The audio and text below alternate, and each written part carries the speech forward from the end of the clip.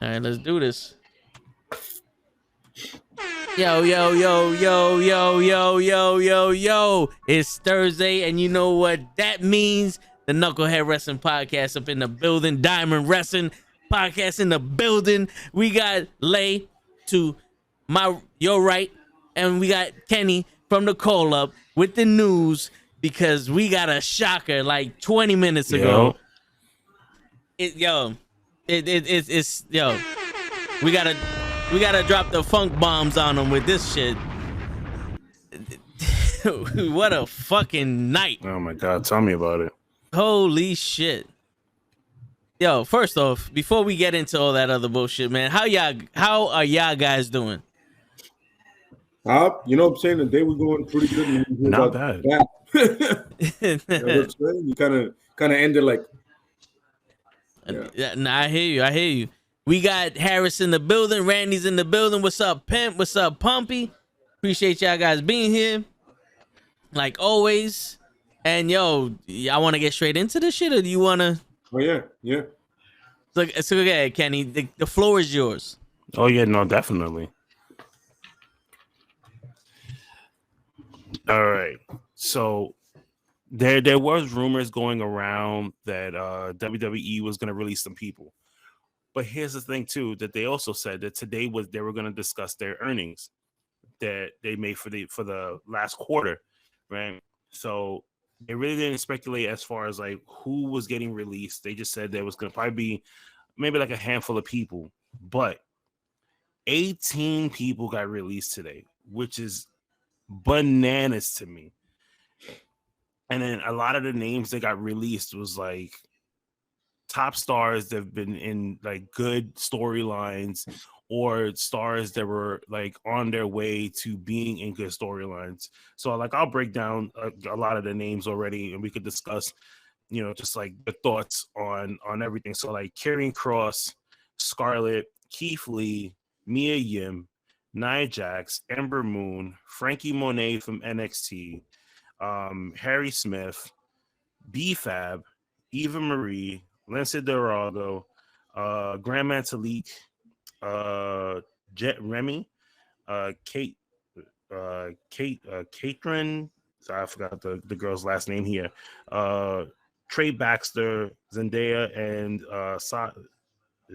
Sarah and Orny Loken all got released like in the matter of like 15 minutes. Yeah. Yo. All right, yo, real quick. Let's start with B-Fab. That seemed like the dumbest shit I've ever heard. You literally just bring her up to SmackDown with Hit Row, and they're doing their thing, and you get rid of them. Like, I was talking to Cap earlier when we heard about this. He's like, why would you get rid of her? I was like, yo, the only thing I can think of is that they wanted to get women away from these men. You know what I'm saying? Like, I maybe you can make sense of it, but to me, that made sense. It's like, yo, we got these guys acting, you know, rappers and all that shit. We can't have a woman with them. I'm trying to get into the mind of the white man. And what's crazy about it is too is that when I was looking into it, right? And when I was looking into it was that she's not under the 90-day compete clause. Oh, she's not. She still has her 30-day compete. Oh shit. No. Even though she got called up, she was still on her NXT contract. Okay. So where do we see her going from here? I mean, if I were her, I would definitely go to Impact. I mean, you know, it all depends on her. She could go to Impact.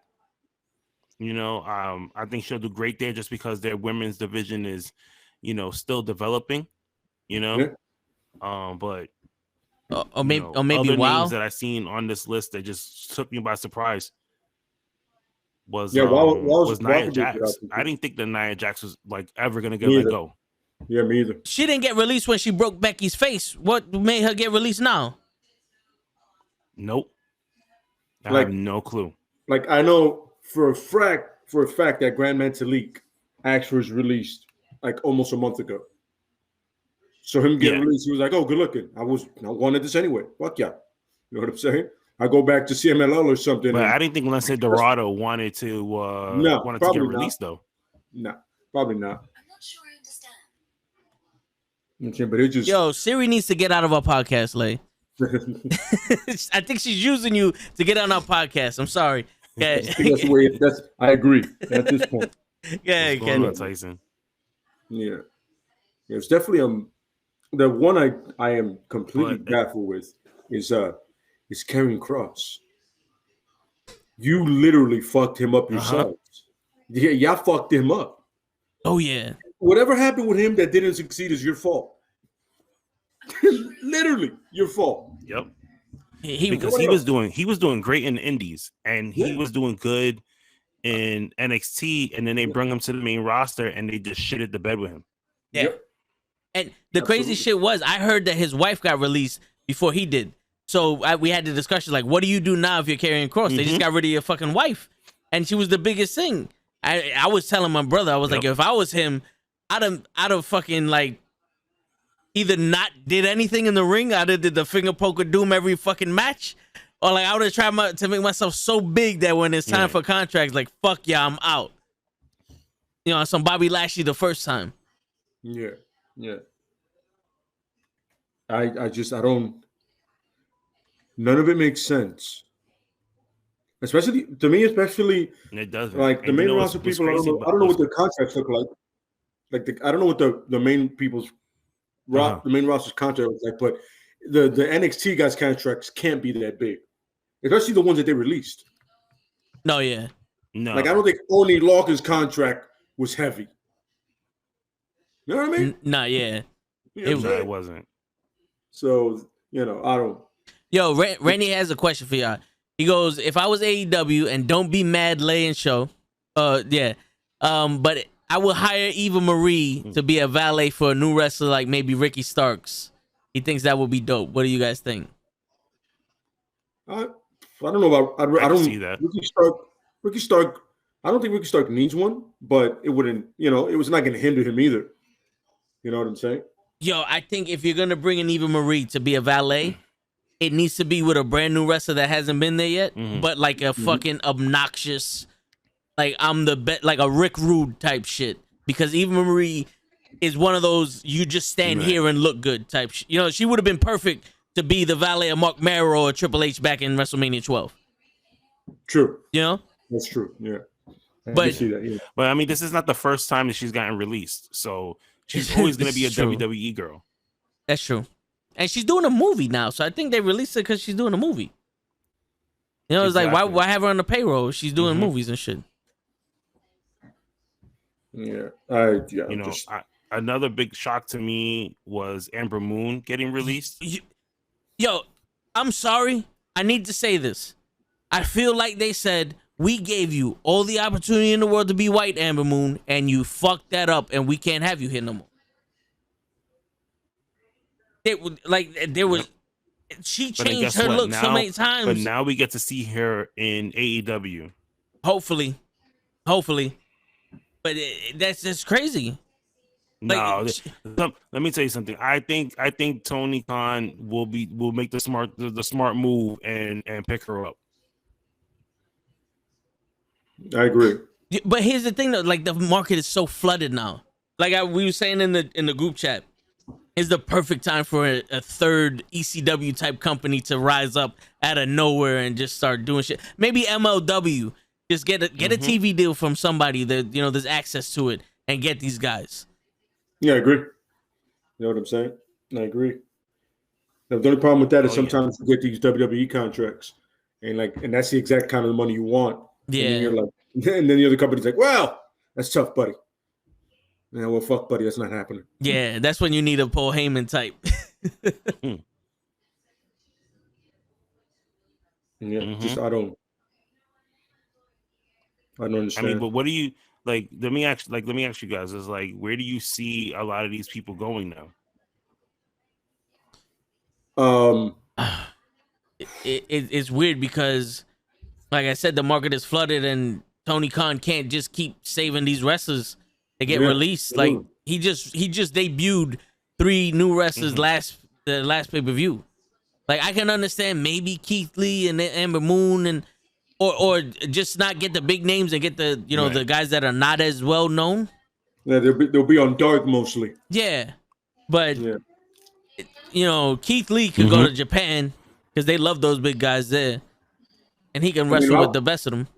If I were carrying, I'd either personally go to New Japan or Impact. Honestly, yeah, I would he can definitely go back to Impact. He has a good relationship with them. Yeah, but New Japan, because New Japan loves guys that look like him. What up, Jeff? I'm saying New Japan has been known to like guys that are like with the tags, and he's almost like a monster kind of guy. Yeah, New Japan loves those guys, and they don't have a lot of them right now. Yeah, a lot of the women that were let go, they have a place with like WoW. I mean, yeah, I'm looking at the list right now of just people that they got released, and just like thinking to myself, like, can they make it in, like, say, AEW? Do they fit what AEW is going with right now? I think somebody like Cross will be perfect to go back to Impact Wrestling. Him and Scarlett, together as a team, like the way it should have been in the beginning, is something that should continue. Mia Yim can go back to Impact Wrestling. She came from there. I felt really bad when I see her name on the list of people that got released today, because she didn't even get a fair shake in WWE. Nope. She had a really great run in NXT. Got called up to the main roster, got shitted on, didn't even get a fair shake in WWE when she went up to Monday Night Raw with that retribution. And then you finally draft her to Smack. You finally draft her, I think, when she got drafted to Raw, because I believe so. Yeah. And didn't even get to debut as Mia Yim. Had a really great impression in the classic. They loved her to the point that she won the crowd over, that they immediately gave her a contract after she lost that tournament. You know what I mean? So, like, I don't get, like, where the disconnect was with Mia Yim, in a sense, because she was just one of those people that she's like a Ruby Soho, that everybody loved her in the back, and she was just like that team player with everybody. I don't get what, like, today was. And it was crazy about it was like how they had their quarter reports, and literally for like this half of the year, they made $256 million with $64 million in revenue, meaning like from like ticket sales and t-shirt merch and stuff like that. Yo, Kenny, real quick. Your YouTube feed is black. Can't hear anything or see anything. Oh, no, I turned it off because it was like the audio feed back and forth. So I'm just going to, I figured we just do everything here. Oh, okay. All right. Yeah. Just letting you know. Because it's still live. Oh, it is? Yeah. Pablo Escobar is, he's tight. He's going to build the tunnel and find you, Kenny. My bad for cutting you off. No, that's fine. And now he made me go back and check it now. I'm like, I thought it went like completely off.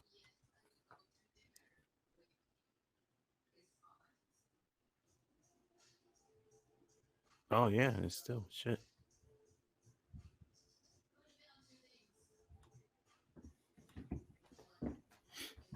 Oh yeah, but while Kenny does that, Lay, what should, besides Keith Lee, because we're gonna get to him.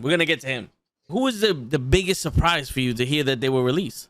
Oh, it definitely had to be Nia Jax, man. I thought she was like cemented there, because we know how her family is with the McMahons and everything. You know what I mean? They're almost like no touch guys. I mean, if you look what happened with the Usos, I hate to bring up something so negative, but you know what I'm saying? Whatever happened with the Usos, right? He literally stayed in a title program. He got into a title program after doing that, and he's still in that program. You know what I'm saying? There was no punishment or anything like that, And I mean, Nia, she's been fucking up left to right all the time, hurting her opponents. You know what I'm saying? And a lot of that shit looks on purpose. So I'm like, oh no, she's fine. All of a sudden, he got released. I'm like, what did she say to who in the back? She had to. It had to be something. Yeah. That they just decided to like let her go. You know what I mean? And especially being that she's so, she had that cushion, and it's true because a lot of people said that. It was just like, you're related to Roman Reigns and The Rock and the Usos, so you kind of have like that security blanket a little bit where you're just like, hey, like I can mess up a little bit, but it's still gonna get me. Like I'm still gonna be here, And even when she had that mishap with Charlotte, you kind of think to yourself like, damn, okay, you're kind of pushing it a little bit. But then Charlotte has her own issues too with WWE, so you kind of like see where they kind of just said to themselves like, all right, we're not gonna do anything right now. Yeah. Yeah, I was like Nia Jax. Wait, what the fuck? Mm-hmm. I was like, I thought it was a joke. It could be somebody else. I seriously thought that was a joke when it came up, because like where I was getting a lot of like the sources from, people like they'll go and make a fake account, but they've been making fake accounts on Twitter and like throwing out like bullshit information, and and then you look at it, you're like, what the hell's oh, that's not real, but to see like the list of names that just kept popping up one by one, and it wasn't like every couple of minutes, it was like every second another name would drop. Yeah, it was like Squid Games and everybody moved. No, yeah, that's what it feels like with these fucking releases and shit. That's exactly what it feels like. Funny, they haven't had like a chunk of release like that in a minute. Mm-hmm. You know what I'm saying? All of a sudden they were like, gotcha. Then the year isn't over. Funny, they haven't had like, we just did not see that coming a mile. I mean, you know who really didn't see it coming? The talent, but we didn't. Yeah. Now here's a question: do you think that these talent are actually affected by it? Where they're like, oh shit, man, I got released, or are they like, yeah, I fucking got released, like I wanted this shit. Like maybe Keith Lee is on some I can't do this Battle Cat shit. I can't be this fucking guy. Mm-hmm. Like just get rid of me, bro. I mean, I could imagine for some people, one, not being utilized, and two, being put in shitty programs, that they right away they're like, thank God. Yeah. For other ones, I don't know. I mean, I feel for like a lot of people not being utilized, you're like, yeah, thank God. Mm-hmm. Yeah, like John Wick said, it's a blessing in disguise. Absolutely. I was actually waiting to hear that Ricochet got released because I want to see him do something else. I was waiting for that too. Huh? But I was literally like, all right, here we go. So Ricochet's gone. There we go. I was waiting for Ricochet and Angel Garza and Humberto. Mm-hmm. Yeah. Even though they put those two guys in the program just now. Last Friday, they put them in a program, I believe. Like they interfered in somebody's shit. So I'm like, but no one. Ricochet will happen in the next bunch. I can see that. I can definitely see that. Fucking that. All right, so Gigi says she's gonna be on in a few. I know they were saying that they couldn't hear me, so I'm like trying to. Yeah. You can hear me, right? I'm like. Well, we can hear you here, but let me see. I can hear me and Leia on your feed. Okay. I know they were saying that they couldn't hear me. So. Yeah, now I can hear you on the feed. Oh, okay. Let me see. Yeah. Okay. Yeah. Yeah. There you go. You got you click on my channel. Yeah, I just heard you on. Yeah. Yeah. There you go. You got what? Oh no. Yeah, I just heard you on. I don't know what. Because you just said something, but you didn't. You got what? Oh no. Yeah, I just heard you on. I don't know what. Because you just said something, but you didn't. Yeah, we can't hear your mic. Is your mic in? Yeah, everything's plugged in, and I can hear myself on yours, but for some reason it's not clicking on mine, I guess.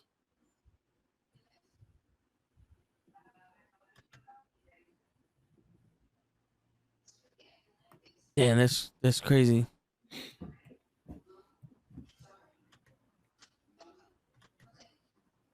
Shit, the WWE's about to release us now and shit. I'm telling you, Won't even it's work- to the point won't where even- we're won't not even even work gonna for them. have.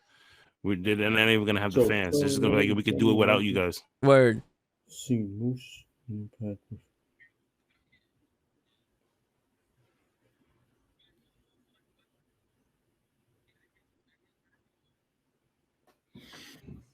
I can see that.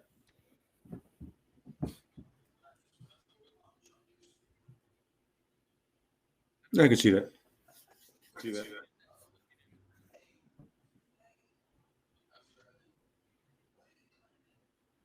I can see that.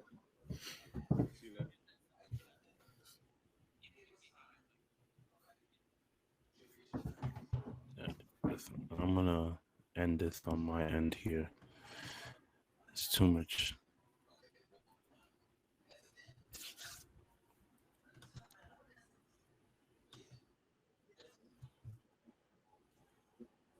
Oh. It's all right.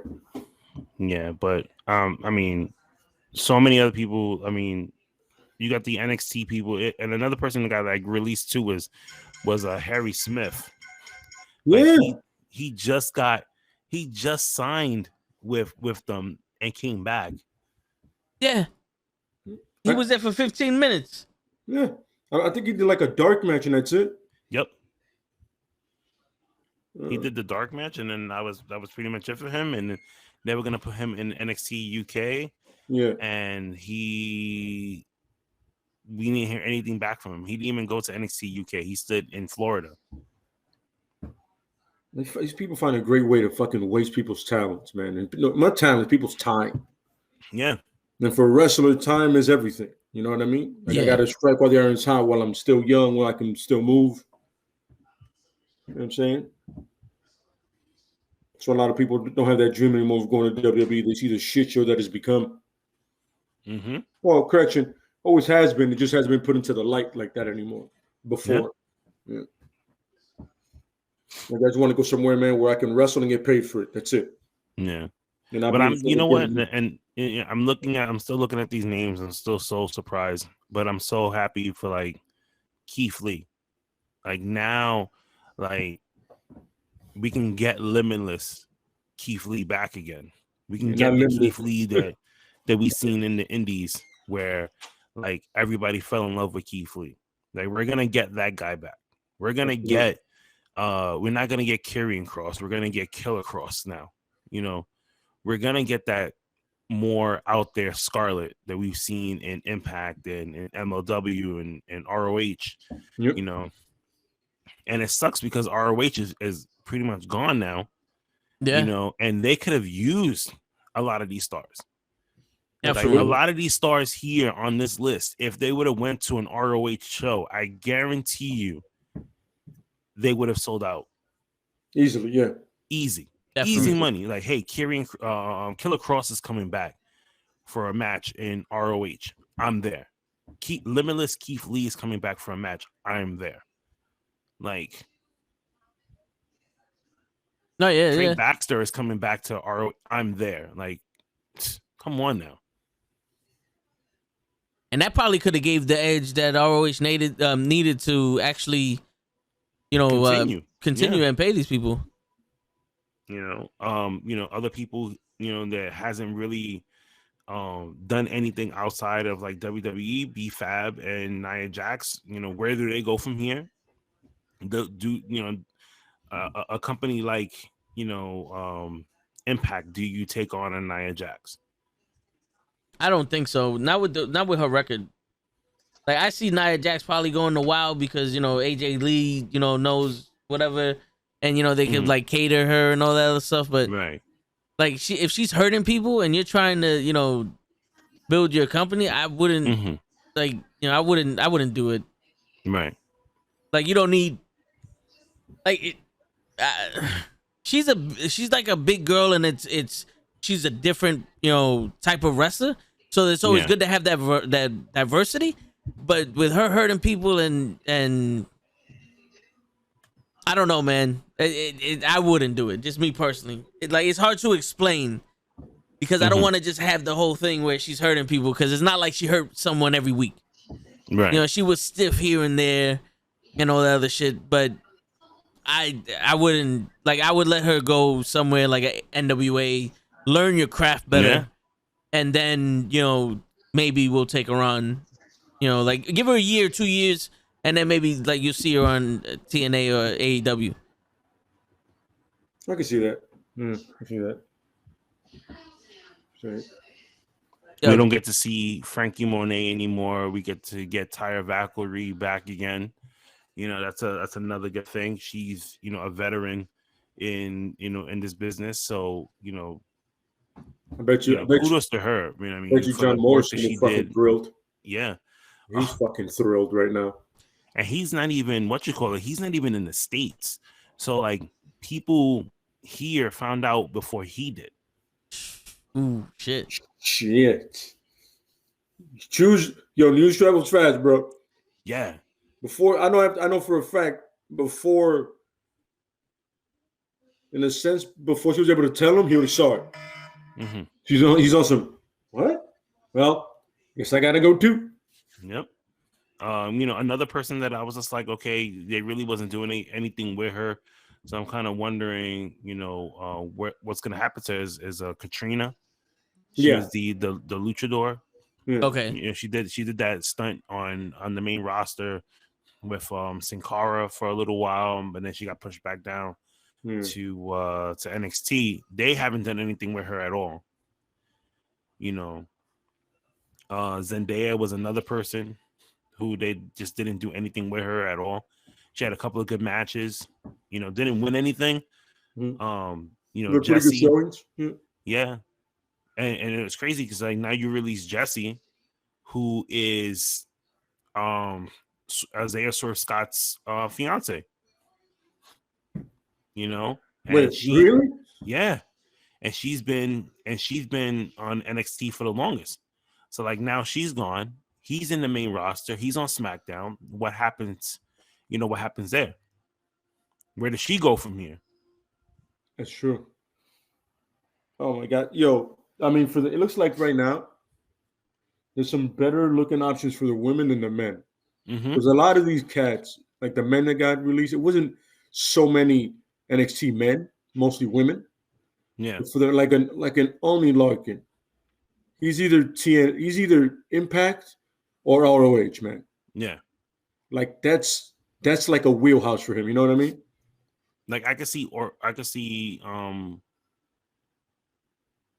him in like Impact Wrestling. Yeah. You know, because he hit like him and having a match with say like a Josh Alexander, you know, or I can't even say TJ Perkins because he's not even with Impact anymore. They let him go this week too. Yep.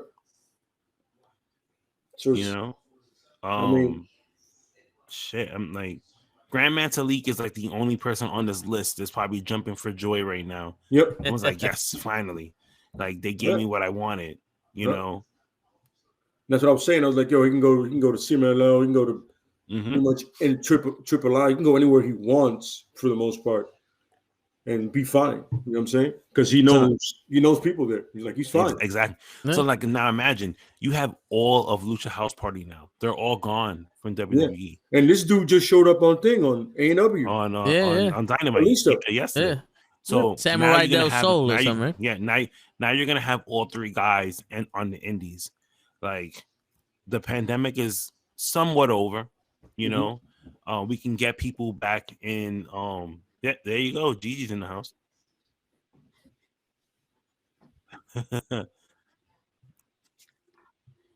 Oh, G, what, in the chat? Hey. So like I'm super excited for it because I mean when we had the other releases, you know, they were pretty much just all stuck in the house like we were. We couldn't go nowhere. There was no shows. You couldn't travel nowhere. Now, you know, you have all these other companies that are out now doing shows every single weekend where like now you have these people after the 90 days is up where you're going to be like, you know what? Now I can go to MLW. Fucking Gigi, she had me laughing right now. Gigi's where's Gigi at? She's in the chat. I don't even see her comments. I don't see her. I'm bugging out because I don't see her either. It says 4, but I don't see. I only see us 3. I'm literally looking at Gigi right now. Yo, I'm looking at her right now. I don't see her at all. Me either. It says 4, right? But it would only see 3. Us 3. It's funny. My shit only says there's only 3 people here. What the fuck is going on, Gigi? What'd you do? She came in incognito. What's going on here? No, I'm literally looking at her. She's looking up at you. Yo, I was in the chat. I was like, yo, I had to refresh the chat for a second. I'm like, I don't even see. Where's Gigi? I'm looking at it. It says 4 people right now. 4 eyes. I can see it. I'm looking at Gigi because she's looking at me now. Like, what the fuck is going on? Hold on. Let me refresh this page real quick. Let me see what happens. Okay, now I see Gigi. Trust me, that's why I was trying to get on here as soon as I could. I'm still not being seen. I'm looking at this. Now looking I see at everything. I don't even see her. Y'all hear me though, right? I'm looking at the group chat. Oh, I see that there's an extra square. Yeah, I see. Can you hear me? Can anybody hear me? We can see you. We can hear you. All right, cool. All right, I'm putting your thing up. There you go. There goes Gigi. Hey. Yeah. I'm just like that. Everyone else in NXT, no one will survive because apparently that is what's happening right now in WWE yet again. And I couldn't find my Keith Lee shirt, so I'm very upset right now because I was definitely going to represent Keith Lee. Woo, woo, Keith Lee. You know, the limitless one. But what the fuck? Yo, yeah. That should have been the name of this fucking episode. What the fuck? What the fuck?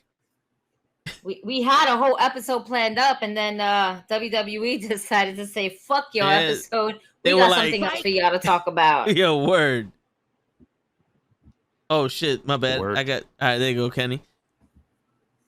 You know, and then my phone kept blowing up. So I was telling Toe, I thought it was you guys going back and forth, you know, in the group chat. And I was just like, oh, it's just, you know, whatever. I'll catch up later. And then when I look, it's just like, hey, did you see this? Hey, did you see this? And I was like, one name after another. It was crazy. I was in Brooklyn, chilling with my pops, and like on the drive back home, my phone was going off. I started seeing all of your posts, Kenny. And then next thing you know, I was like, yo, what the hell? And I was telling my dad, because my dad's a heavy, you know, my family is really heavy into watching wrestling and everything like that. Next thing you know, I'm like, holy shit, they released about 17 people in WWE. And my father's driving. He was like, 17. And I'm like, yeah, 17. He was like, what the fuck? Okay, who they look good this time? And I'm listing names, and some of the names is not catching him. He's like, you know, first and foremost, for me, BFAB. Mm-hmm. How you guys just brought her up from the NXT roster, and is a fraction. It's a fraction that's heavy. We're hitting it heavy. We just started doing King Woods. You know, we started doing the whole thing. And now the one female that could possibly be very dominating in the ring, y'all just going like, nah. We're not feeling this one. No, we're not feeling this one. I want to see what they're gonna do tomorrow with Hit Row. Like, how are they gonna explain that she's not there anymore? I doubt that Hit Row will be on SmackDown tomorrow. I see them more on SmackDown the following week. I don't see them going on SmackDown. They're gonna put a pause on it just because all the shit that happened and whatnot. My forehead was mad shiny. They're basically going to just they're not gonna be on there. I promise you. I don't feel like they're going to be. Well, we know BFAB won't be on the air. Yeah, that's right. Yo, they definitely won't be. They might just do what they always do and just say who, and act like she was never there. Yeah, act like she was never there. Mm-hmm. I know Gigi for a fact was devastated to hear that Eva Marie Eva Marie was let go. I know she was devastated with that news. Heartbroken. Absolutely devastating. Absolutely devastating, folks. Oh my God. How could they ever let go? It was almost as devastating as a devastating roll up nowadays. Oh yeah. Wait a minute. That roll-up. Wait till that. Let's not talk about the roll-ups. So Shayna Baszler went ahead and put one. Wait. She basically put Nia Jax on the injured list, right? That's what we put her on the shelf. And then she put Eva Marie on the shelf as well. Mm-hmm. Who else did Shayna Baszler decided to touch? So that way we know who's the next person to go. Dana Brooke. Oh no, she's still. Right. No, is she still employed? Yeah, she's so still far. Yeah, she hasn't been released yet. Yeah. We're She hasn't been released yet. We're still waiting for Ricochet, Humberto, Angel Garza, and probably Dana Brooke.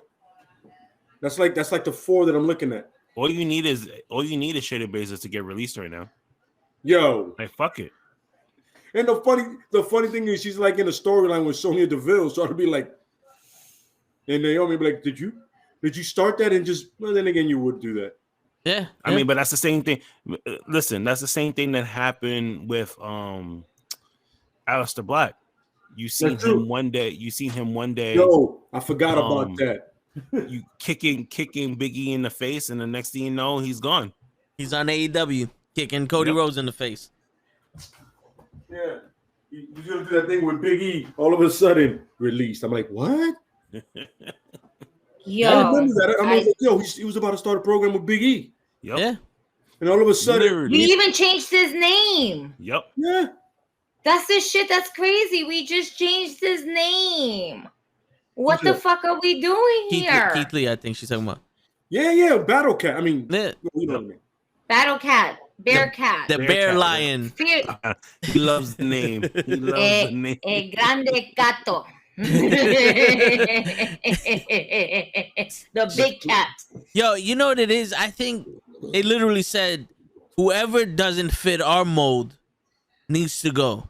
Like whoever can change the dichotomy of the WWE needs to go, because we can't risk having Keith Lee be a WWE champion and wrestling his way when he needs to wrestle our way.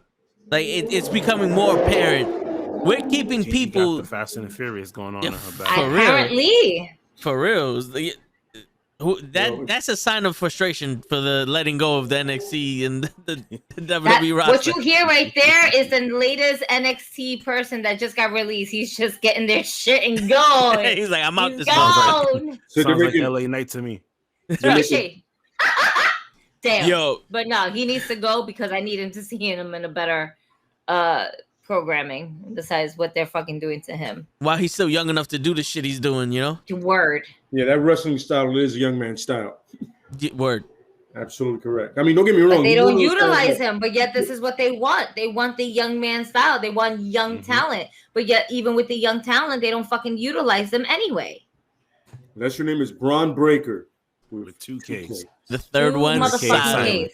The third one silent. Yo, that with Keith Lee being gone and BFAB, that third one is looking really, really unsilent. Yo, Dominic, thanks for the subscribe, brother. Appreciate it. Word. Good looking out, Dominic. That's fucking unfucking believable. Yeah. Unfucking believable on some real ass shit. Like, come on now. We're better than this. I thought we were better than this, WWE. Y'all just I had to that's just terrible. I had to look at like the list of just in total so far because we're in November. There goes the subscriber notification. And you know we're not done because you know WWE can go on Christmas and say, hey, you know what?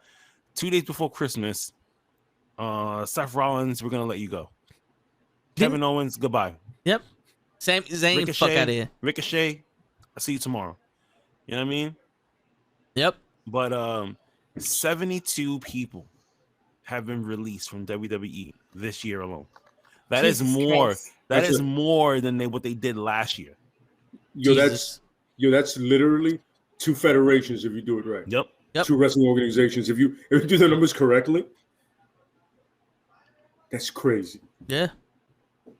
Like I looked at once these people got released, I looked up the last ones.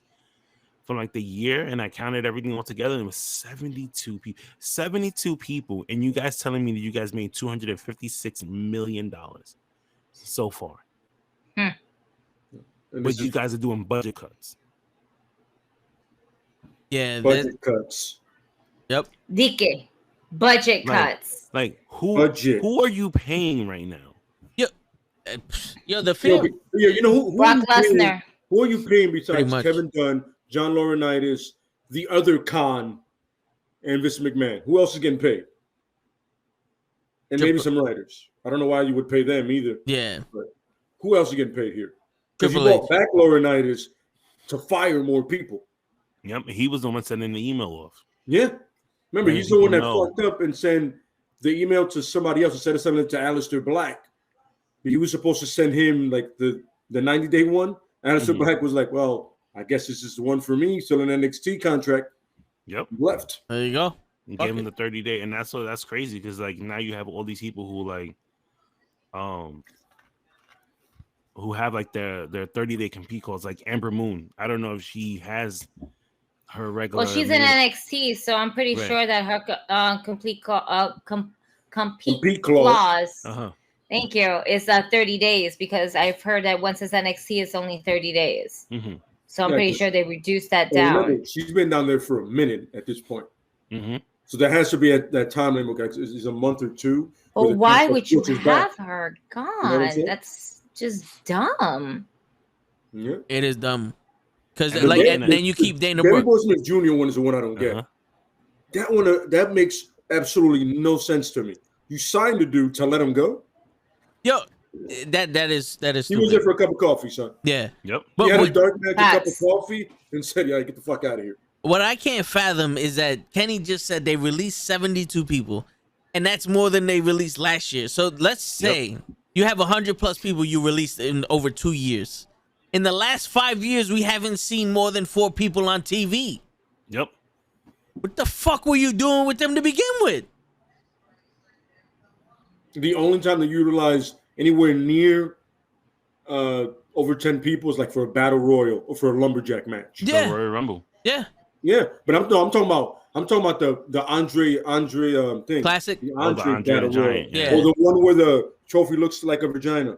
Oh yeah. The women's battle royal. Yeah, that one too. But like in the Royal Rumble, it's like they'll have one or two guys that they might have used here and there, like Shorty G or something. But usually it's either somebody nostalgic or somebody that's in a major storyline. Yeah, and think about this. A couple years ago when the WWE got kidnapped in Abu Dhabi, and they called up NXT to take over SmackDown.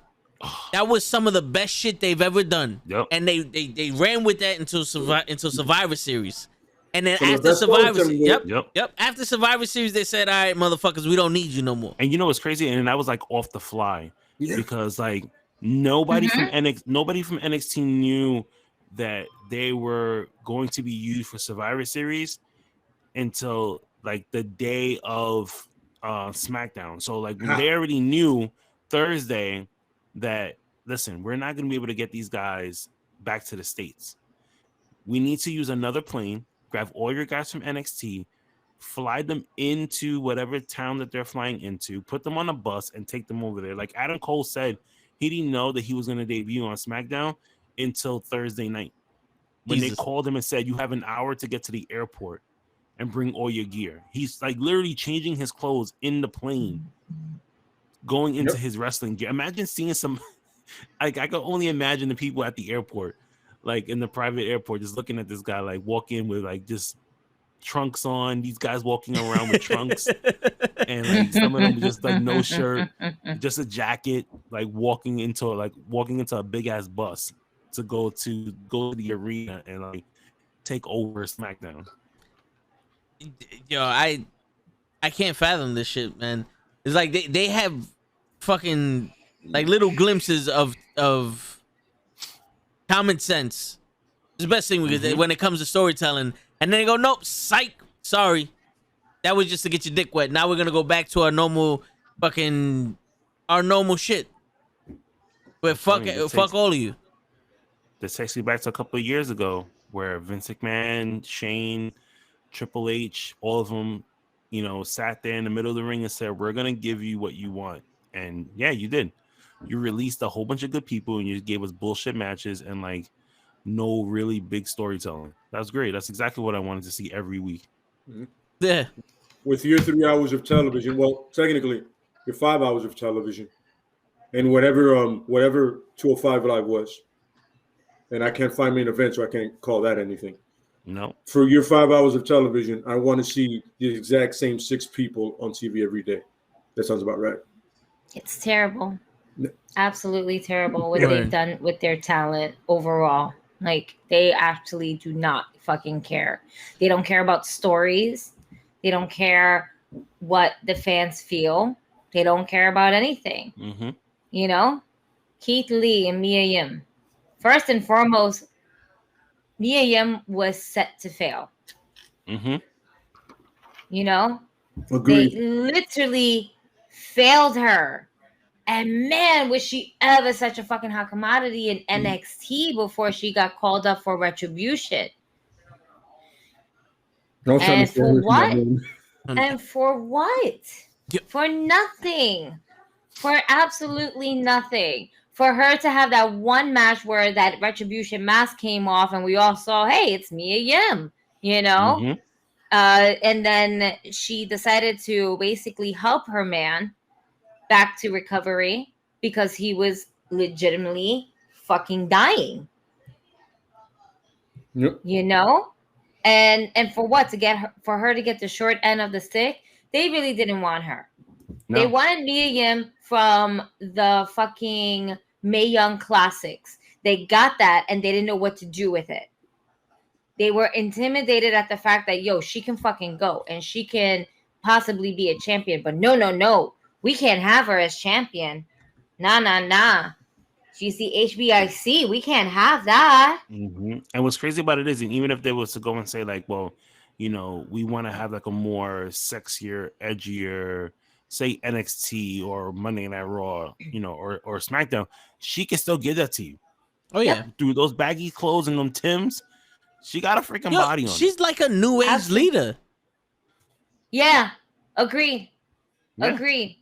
With the way her swag is and how she carries herself, she's almost like a luchadora in a way because she can do those high flying moves and is not afraid to do them or won't hesitate to do them. You know, she was one of the better female wrestlers that they had on the roster, and it's rare that we get a good female wrestler. Yep. Okay, not a sports entertainer, a female wrestler. She's giving everybody all of that. And then some. And she got blue hair. I gotta represent for the blue hair girls. Come on now. Word. Keep that blue hair alive. Yeah. Like, I know a lot of people are gonna say, like, well, you know, Tony Khan should like pick half these people up. I don't really think he's gonna pick up half these people on this list. Not right now. But if he is smart, which he is a really smart man, you'll take Mia Yim, you'll take Ember Moon, you'll take Zendaya, you'll take these, you know, Frankie Monet, and you continue to build your women's division because that's what you need right now is to build your women's division right now. You know, the men's division is pretty stacked right now. You don't really need, you know, more stars on there. No, this is true. And you know, to be honest with you, they had enough stars in NXT to set up for this 2.0 shit with the third case silent. Mm-hmm. Yo, they could have literally made NXT the third brand. But when they went to USA, I felt like they took a step back. It was almost like on the network, you're getting wrestling. On the USA channel, you're getting a WWE product. And look at all these new motherfuckers. Yep. Yeah, the problem is that's when look what happened with Fox, right? With the Kofi thing. They needed Brock as a champion. So right away they took the title off Kofi. Yep. There wasn't even a thought behind it. Nobody thought to go, you know what? I get it, but how about we let him run it for a while and then, you know, like 4 months later or something, we could take it off him then. Oh, give him a real match. You know what I'm saying? Competitive, please. For the love of welcome, Dominic. But once the network gets involved, it's over. That's it. Oh, we need this. Okay. Then the shit goes on the crapper. What are you guys doing? You asked us to do this. We're doing it for you. Exactly. Sometimes we take it to the extreme. You want to get rid of 45? No, we're going to get rid of 72. Checkmate. You know what this reminds me of? What was that movie with Keanu Reeves, The Replacements? Remember? Oh yes. How like what up, Pro Wrestling Podcast? Like, the pros left because they wanted to get more money or whatever case may be, and then you had like all these guys come in, you know, and they did their thing. And they were like Triple H's. I'm gonna call the Replacements Triple H's guys, right? You come in with a brand new coach. The coaches they were bound to fail. The coach comes in with all these freaking misfits, and they take over, and the team is doing great. And then all of a sudden, the fucking owner comes back, brings back their top quarterback, which is Vince, and whoever else he could bring with him, and destroys the whole entire thing. Yep. That's exactly what it is. Because NXT had the potential to be that third brand. And as soon as they started with that Vince McMahon going in and John Laurinaitis going in and all that other shit, it scared the shit out of them. Yeah. Because the same guys that did the curtain call in Madison Square Garden are now the guys that are taking over NXT and building something greater than what you have on Raw and SmackDown. And what did Vince McMahon and the good old boys do? No. We're not having this. Yeah. And it was evident. We're taking over now. We're taking over this show too. Yep. It was evident by the fact that the takeovers were better than the SummerSlams and the Survivor Series and the other pay-per-views that WWE was running. People were saying, people were like, oh man, TakeOver was on, you know, it's coming on Saturday. I don't know what WWE is gonna do on Sunday. They better step up their game. Yep. Like they were selling more tickets. Never. And they were selling more tickets for TakeOver than they were for like whatever their pay-per-view was. Sunday pay-per-view were. Exactly. And they were selling. And they even tried to do it up to the point where they were like, well, maybe there's more people at home on a Saturday, so let's go ahead and switch our pay-per-view on a Saturday and put NXT on a Sunday. And it's just like, my man, what are you trying to do here? What are you doing? Yeah. What are you doing? And it still took over. Yep. It doesn't change the quality of wrestling which day it's on. That doesn't make it any different. Yo, real quick, Dominic. I'm Dominic, less likely to watch it on a Saturday than I am a Sunday because I've been programmed to watch the shit on Sundays. Yes. Mm-hmm. Like, all right. Oh, you haven't been on Sundays. Like, if it became like, let's give an example. Tomorrow's Saturday is going to be a UFC event, right? Yes. Saturday. Yes. It's going to be a UFC event. So it's Usman versus Covington.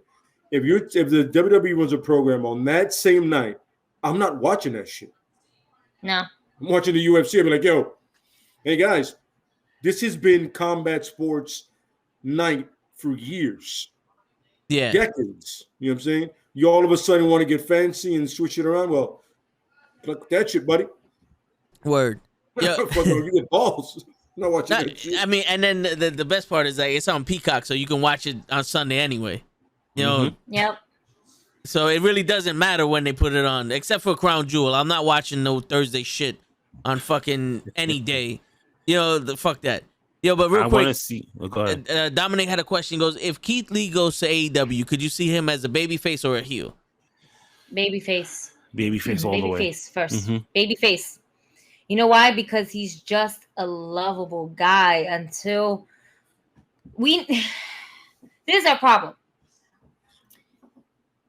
We had a chance and opportunity to possibly turn Keith Lee heel in WWE, but he's just that nice, genuine, nice guy because of all the hard shit that he had to go through. You know, not to say Keith Lee will never be heel, but right now, his fan base is for him to be a baby face, not a heel. He has no reason to be a heel. And then with Adam Cole and AEW, we're just going to go ahead and revisit that because that was fucking great. I still have the fucking image of in my brain where Adam Cole was coming down and Keith Lee just bulldozed this motherfucker into the crowd. Oh, yeah. And he flew. He flew like CM Punk flying into the audience. Wait, so you're not going to make him Keith Lee's manager? What's wrong with you guys? I thought about it. Because if anybody could be Keith Lee's manager, it's fucking Adam Cole. Adam Cole, right? Yeah. What did Chris Jericho say? Oh, that was a bad idea from bad creative. Okay, we don't do that here. Being the elite needs to use this to their advantage. Like now that Keith Lee is out of WWE, and being the elite always does like these skits, right? Like have Adam Cole revisit that manager role. Like him saying, like, you know what I want to do next week? I want to manage the Young Bucks. And like, they go, no. We have a guy that's coming in, right? That he has no limits. And I think it'll be great for him. Without even mentioning anything, he'd be like, he has no limits. You're like, no limits. Right? And then all of a sudden, be like, okay, but then remember, so then he goes, he's waiting for you next door.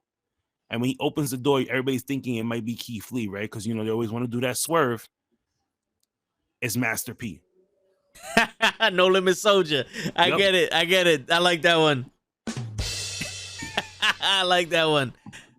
And he's bringing this whole roster of ROH. Oh, yeah. But doesn't Master P have a wrestling organization? Yeah. No, he has Hog Wrestling, House of Glory. Oh, okay, yeah. Yeah, he doesn't have ROH, but he could buy them. Yo, speaking of ROH, Pro Wrestling Podcast said that Triple H needs to bounce and take whatever money he has saved up and be the president of Ring of Honor. I think Triple H at this point is gonna leave. No, he's in the family businesses. He's in too deep. So Shane is in the family business, and he left and went to Japan. That's true, but Shane is actually blood, where no matter what, it will still always be there. With Triple H is actually just there because through marriage. And I don't see him. Leave. He ain't gonna leave. If Stephanie don't want him to leave, he ain't gonna leave. Listen, the way some people are just way too dedicated to the WWE. Taker. I don't know. John Cena, Shawn Michaels. Those guys will never get fired. Triple H will never get fired either. Because you said it. He's in the family. Exactly. Hence why he will never leave. He did kind of get demoted with the NXT shit. They took that away from him. Demotion comes with the job. Yeah. And he was doing too good of a job. That's why he ended up getting a demotion. To be honest with you, if they were smart, they would put him on Raw. Like let him run Raw and let Paul Heyman run SmackDown, and there goes your competition. They just don't want people to be great. Mm-hmm. But you had Heyman running Raw and SmackDown at one point, in two different times, and you can tell the difference in storytelling. He did the worst thing you can do. He believed in Ricochet. Yeah, he believed in a lot of guys, and they pushed them off. Yeah, he believed in CM Punk, and look at CM Punk right now. You can't recognize good talent, and when you're running shit, you just have to accidentally fall into it. That's what NXT was doing. Their weekly shows. Look at the new guys. Take over. Boom. Masterpieces. I want to see next month with NXT 2.0. They're gonna have their first takeover, and I want to see how bad this is gonna be. Like, are we gonna see something good, or are we gonna I don't think we're gonna get that same feel that we had for takeovers. I think it's gonna be more Bruce Pritchard, Vince McMahon era type of NXT. Disgusting. Exactly. Yep. Really quickly, Dominic right over here said he would love to see Keith Lee go to NWA or New Japan and get some experience before jumping to AEW or going back to WWE. I do not want to see Keith Lee back in WWE. Not underneath Vince McMahon's thumb. And we don't need to see Keith Lee in NWA either. I don't really think he needs the experience. He's had enough experience as it is already. He can go. We can see him go. But the thing is that they want to kind of be precautious with him because of his health. Mm-hmm. But New Japan I don't understand. New Japan would be a great move for him and Mia Yim. Mm-hmm. To be quite honest with you, why Mia Yim? Not to have why Mia Yim because they're together. So if one goes, the other one goes too. Because she's Asian. Hey, but she's black through injection, man.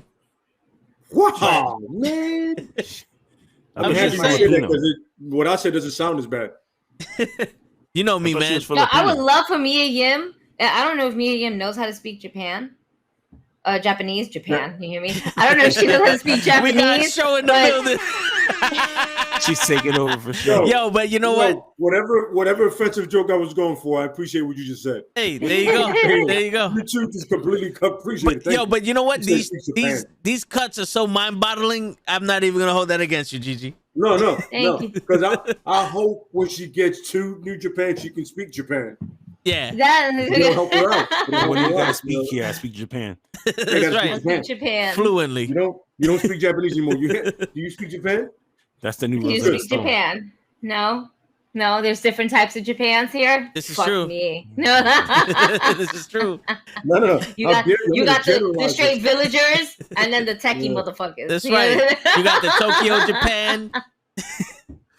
You know all that shit. Her to like Impact or NWA or something like that. Just her, like her, like going around to different organizations. You know what I mean? Because Impact has one of the better women's division. Period. Yeah, I agree. And she would be appreciated there more than a lot of other places.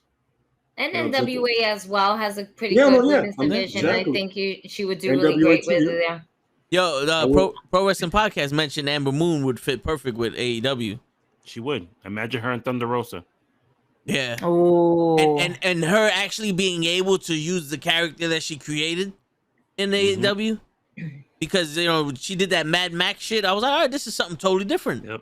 And they're like, all right, go team up with, I don't know who the fuck she was teaming up with. Io Shirai. She was teaming up with, no. She was teaming up with Shotzi Blackheart. Yes. Was it Shotzi or was it Tegan? No, it was Shotzi. No, it was Shotzi. Shotzi Blackheart. And then they moved Shotzi to fucking SmackDown with Tegan Knox. And now we can't find Tegan Knox anywhere, but we saw Shotzi go ahead and go one-on-one with Charlotte Flair. And quick fun fact, Tegan Knox and Shotzi Blackheart earned 2 title shots at the tag team titles and never got one. Never got one. I don't understand. If you're going to bring somebody new, to the roster and give them the title shot, then at that point you should just give them the titles. Yes. Because if you feel that confident that they can go ahead and go for the titles, then you should give them the titles. Have like a fucking Paige WrestleMania post WrestleMania on Raw where she won the title against AJ Lee when coming down from NXT. Yep. Have that pop. Like, holy shit, we got brand new tag team champions and they're both from NXT. That's what made fucking things amazing for everybody that came up from the NXT roster. It's just that there was a lot of hit or miss because they weren't giving the titles to everybody. I think Ricochet would be a great Intercontinental Champion. Oh, yeah.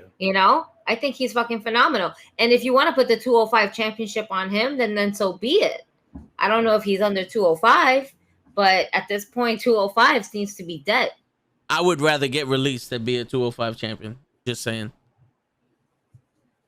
Even the 24/7 champion. Yeah, they get more love than the fucking women's tag team champion. And for what? Reginald doesn't even defend it. He just jumps flips around everywhere, which kind of feels racist to me. I don't know if y'all getting the same shit, but you literally have, I don't want to say it, but I'm going to say it. You have a monkey jumping around Raw with a fucking title. This motherfucker. I knew he was going to go with that. What? I knew it. Like, I knew it. What else are you doing with him? He's the Kofi Kingston commercial for cricket. Let him jump around. Yeah, just go out there and jump up to get down. He never fucking. I like that one. What? I like that one. but yeah, that's literally what it is. Oh man! Play lava tag with this fucking belt. Fucking in the middle of a fucking serious match. Like anytime you see the cameras, the floor is lava. Just start jumping around. And they don't have to make sense. Just jump around. Just jump. Like, why am I in the park next to an ice cream truck? Listen, you're gonna climb this tree. You're gonna look down. You're gonna smile at them. You're gonna do a backflip. Hit the ice cream truck. You're gonna do a tuck and roll. You're gonna run, jump off another thing, and then you're just gonna run into the car and go off. And that's the end. And we're gonna have People some gonna love fat it. Don't worry about it. racist white guy run out of a trailer for no reason. That's Like, it. yeah. I could have swore that guy mouthed the words, "What's this nigga doing here?" You know? I'm just saying. I saw it. You know, I got 4K TV. I saw this motherfucker's mouth. I know what he was thinking. I know the direction that they put him. They made him go. You know who I blame, right? Who you blame? The guy behind you. Bruce Leroy? Nah, not Bruce. Nah, Leroy. I'm pretty sure I know what you're talking about. Yeah, I know what I'm talking about. Hey, The orange guy. whoever just subscribed. Oh, we got another subscriber. I don't know. Hold up. Time out. There you go. Jason L, thank you for subscribing. Appreciate you, brother. Yeah. Appreciate you. Thanks, Appreciate Jason. you. Yes. Thank you for changing the subject. Now. No. We're not changing the subject. All right. Hold on. No, yo, we can do this all day, bro. We can do this all day. Name, besides Booker T, name one black competitor that John Cena faced. Thank you. You didn't even let me. Thank finish. you. I already heard your brain processing. Can't compute. Lay looked at me like, hold on, wait. Thank I you. swear to God, I'm running down the line here, and I'm like, Nope.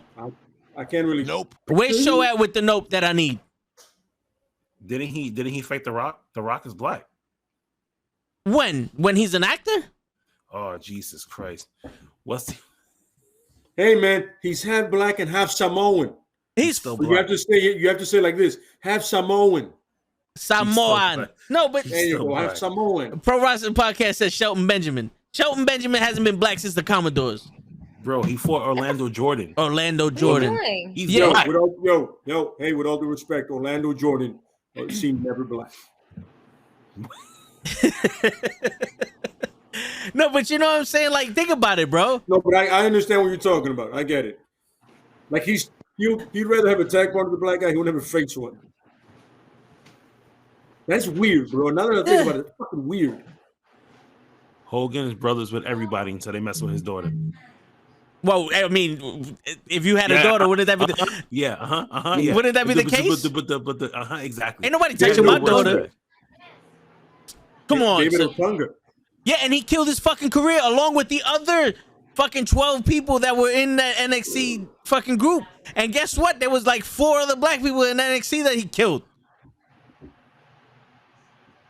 This is true. I'm waiting. Thank you. I have no words. No, but if we're talking about are we talking about racial stuff or just all on out burials? Because Hogan's list is longer than all kinds of extensions, if you know what I'm talking about. All around burials, Hogan has put people's careers Hold over. Hold up. Time out. But when Hogan had to pass the torch, has he ever buried someone after he passed the torch? Yep. He buried the Ultimate Warrior. Facts. Yoko. Yep. After he passed it back to him at the King He of the went to Ring. go do what I'm was gonna that finish on freaking the show drink. on Channel 9? Please continue. I just want to hear. I'm going to hear all of it. Go ahead. Well, What was that show he did on Channel 9? Tropical Thunder. Once the ratings went down, Nigga said Tropical Thunder. That's Thunder in Paradise, my man. Thunder in Whatever. Paradise. whatever. That was a Tropical some Thunder, bullshit wasn't that fucking- the one with fucking Robert Downey Jr.? I think Oh, so. the black face. I think so. Nigga Shit said reminded me Tropical of Hogan Thunder. after a minute.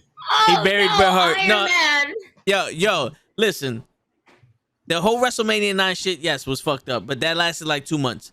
John Cena shit lasted his entire career. Bullshit. Bullshit? Okay. I You lucky can't. you lucky I don't have time for this. Okay. You lucky I don't have time for this. I'm looking lucky. at the clock. Yo, you know what, I- Dominic? Kenny, you I can can't- ask I as many can't. questions as you want. Jason, I appreciate you subscribing. And I wouldn't bother with this new NXT 2.0 Oh, shit it's either. my boy Jay. Hey Jay. What up, Jay? That's Yo, Jason. What up, Jay? Fucking now I Jason. know. I'm like, what? Yo, we could- All I see is JG, and I'm like, what? Oh, It's fucking What up? Jason. what up? That was Jay, we- nigga. Oh, what up, Jay? What up, my nigga? Um, How you gonna be okay. quiet, Jay? My That's man Jay, Jay. isn't this nigga? Word. Jay, I'm gonna let you know something. No matter how loud she screams, you can't hear her through through the YouTube, but I got Listen, you. he knows that. He's Yeah. been my friend for like No, I 10 got you. years Hold on, I got now. you, bro. Because I know you Listen. feel like you're being attacked. It's okay. She's Yeah. just excited. He's one of Yes. the few people that's been my friend for over 10 years now. He knows the deal. All right? If his ears are not bleeding by now, then he's used to this. So wait a minute. He Why knows do this. ours have to bleed though? What did we do wrong?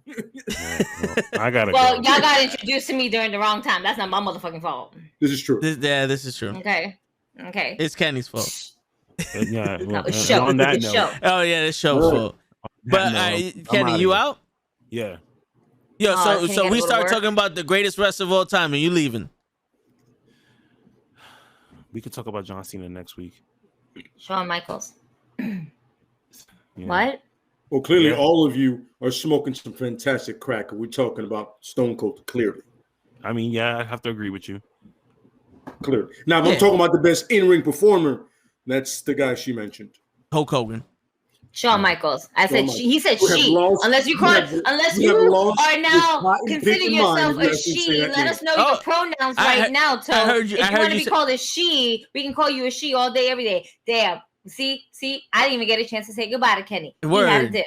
Yeah. Unbelievable. Bye, Kenny. It's all of this motherfucker's Word. fault over here. Unbelievable. Bye, Kenny. Bye, Kenny. Just shit. Yo. I What are we doing? have no fucking clue. Off the fucking No one rails. will survive Dominic Off the in fucking the rails. WWE. Yes, Dominic. That's other news that we completely forgot about with this. No. with the releases. I mean, these cuts kind of came like sudden. This is Yeah. we were These literally cuts came in about like Yo, a couple of yo, hours ago. I mean, what else? before- How else yo, are we before I supposed got to out of process work- this? before I got out of work. I'm like, Yeah. I'm walking home. I'm like, oh shit, this really happened. And it's continuously like it just keeps going and going and going and going and going. Right now, Triple H's fucking song that he's playing repeatedly right now as he's laying down in bed is fucking NSYNC Gone, because that's how he fucking feels. All right, about his whole fucking NXT roster, everything about NXT, No. even Triple NXT itself. Triple H hits me as a dust in the wind. Dust in the wind.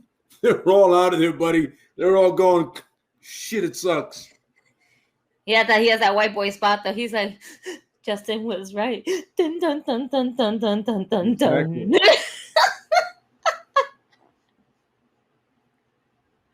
Oh man, but yo, it's terrible. Yeah. What was the list again? B-Fab, fucking. Let me see. Let me go through the fucking list. Frankie Monet, Ember Moon, Jesse Camilla, Mhm. Katrina Cortez, Jet Rama, Oni Larkin. Only Larkin, yeah. Oni Larkin, wasn't he part of He was part of Imperium? Imperium? No. Was he part of Imperium? No, he wasn't. He was part of like a. He was that tag team. Pat McAfee. that Pete tag Dunne, and them. team. He was part of their thing. Yeah. Okay. Mhm. Trey Baxter. Zeta. Yes. Yeah, it's not one of the wrestlers, folks. No. Give me 1 second. Zeta, yes, is a part of Diamond Wrestling. You're not gonna sleep. We just signed You're her. not gonna sleep. You're. What are we doing? We're cold. You want hugs. You want love. You want John Cena. No. I'm scared. You're scared. Why? Because you think Vince McMahon is gonna release you too? No. No. You know that I went to Chelsea after the ghost name. Oh, ghost. So you saw John Cena because he was, you can't really see him, but he's a ghost. No. Musty. Nia Jax. How do you feel about Nia Jax? How do you feel about Nia Jax getting released? Thumbs down? Thumbs down for Nia Jax. How you feel about Eva Marie? How you feel about Eva Marie? Yeah? Thumbs up. Thumbs up. With the big smile. Yeah. That made her She day. knows. Hi. She knows. They're saying hi to you. Ma'am. Also by. Yeah. No, what are you doing sitting on the floor? Excuse me. I have to be a mom. Hey, Pardon me. it happens sometimes. Listen, we gotta talk. Hold on. All right, there you go. All right, so let's answer homeboy Dominic's question. What do you think about John Moxley going to counseling for his alcohol and depression? I mean, he recognizes he has a problem. He asks for help, and it takes a lot of brass to do that. You know what I mean? And especially a guy like Mox, I can kind of relate to it. I get it. You don't necessarily like asking for help. You're probably the kind of guy that you feel you can handle all your shit by yourself. So the last thing you want to do is somebody to help me. But you can't do it by yourself, man. That's one of those things that it'll clearly take over your life if you allow it to.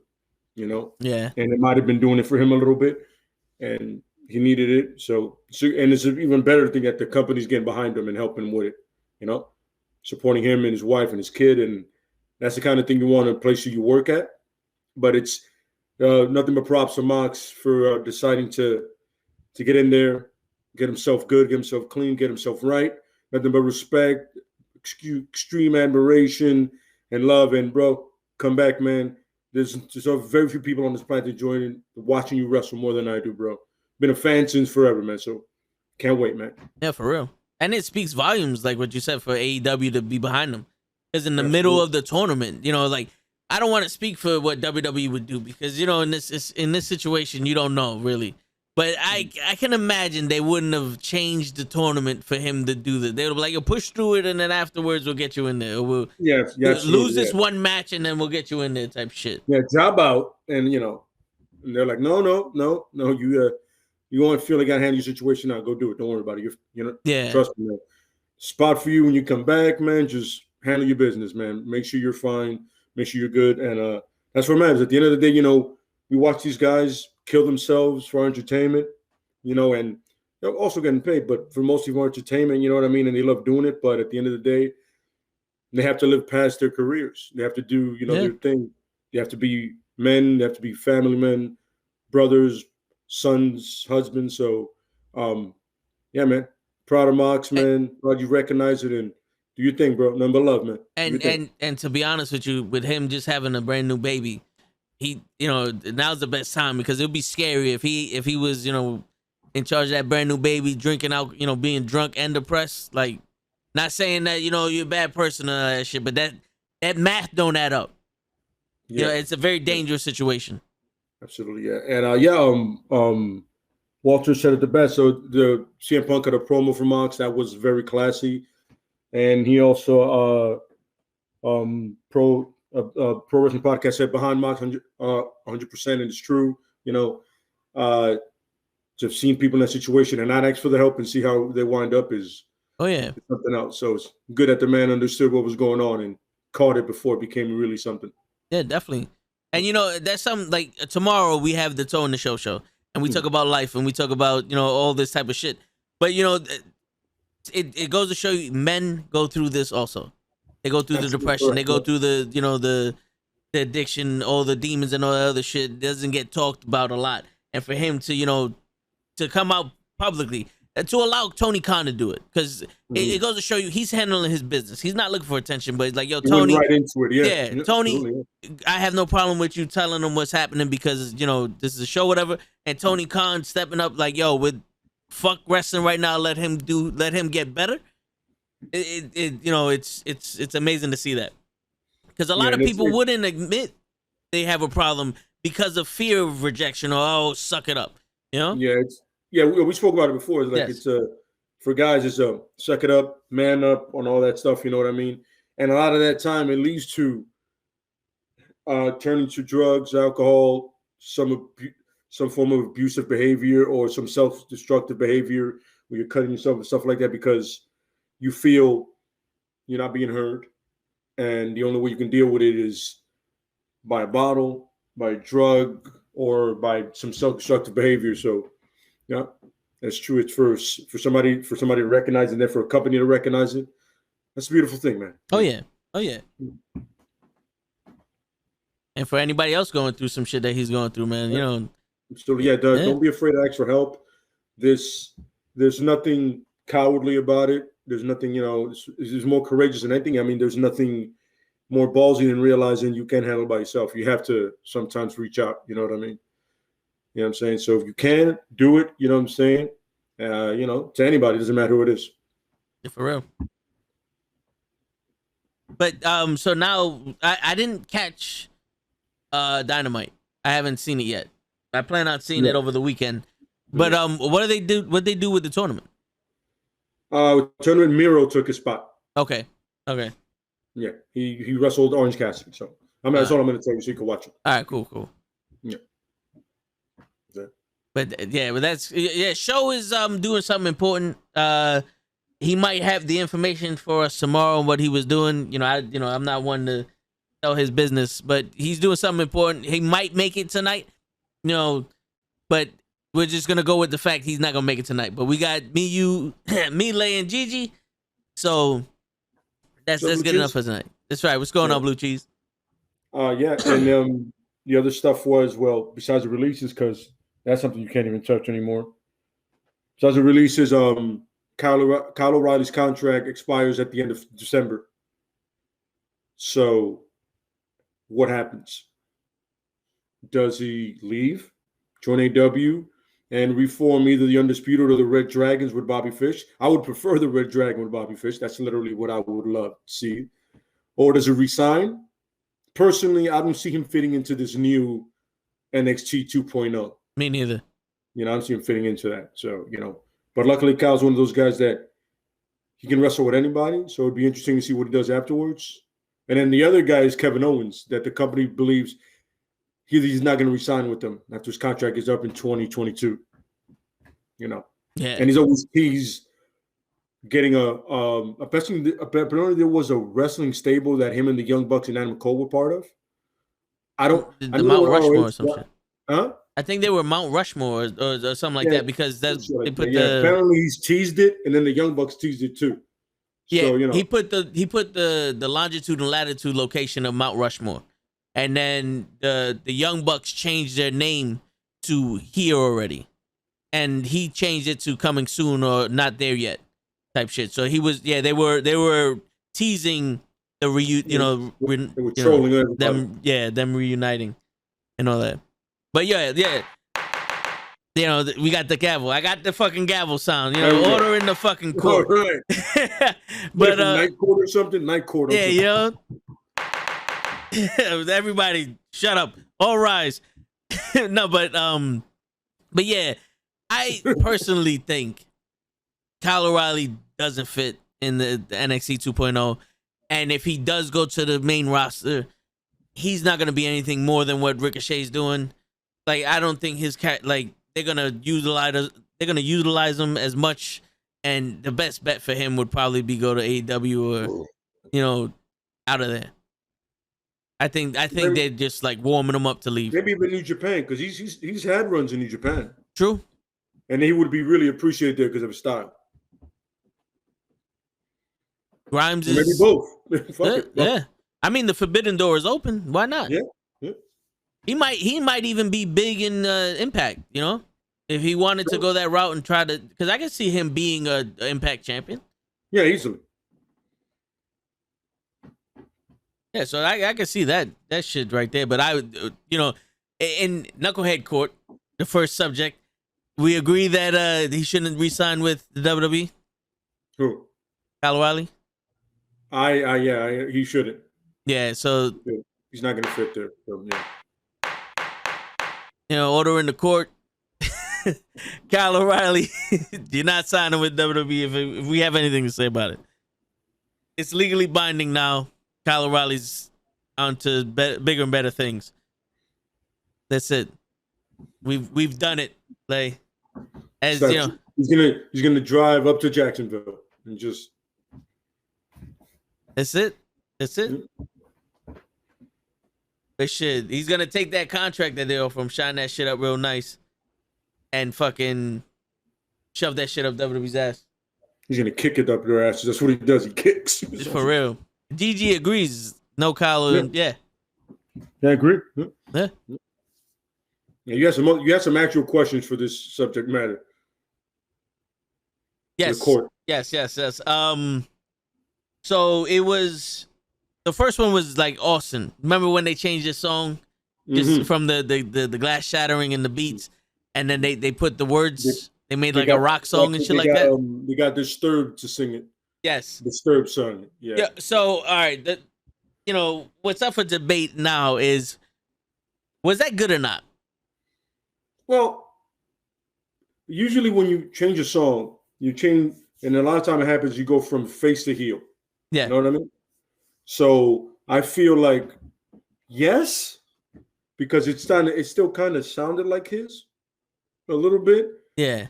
I feel like it was a little over dramatic, even for wrestling terms. Like it was a lot. You're like, there's a lot going on.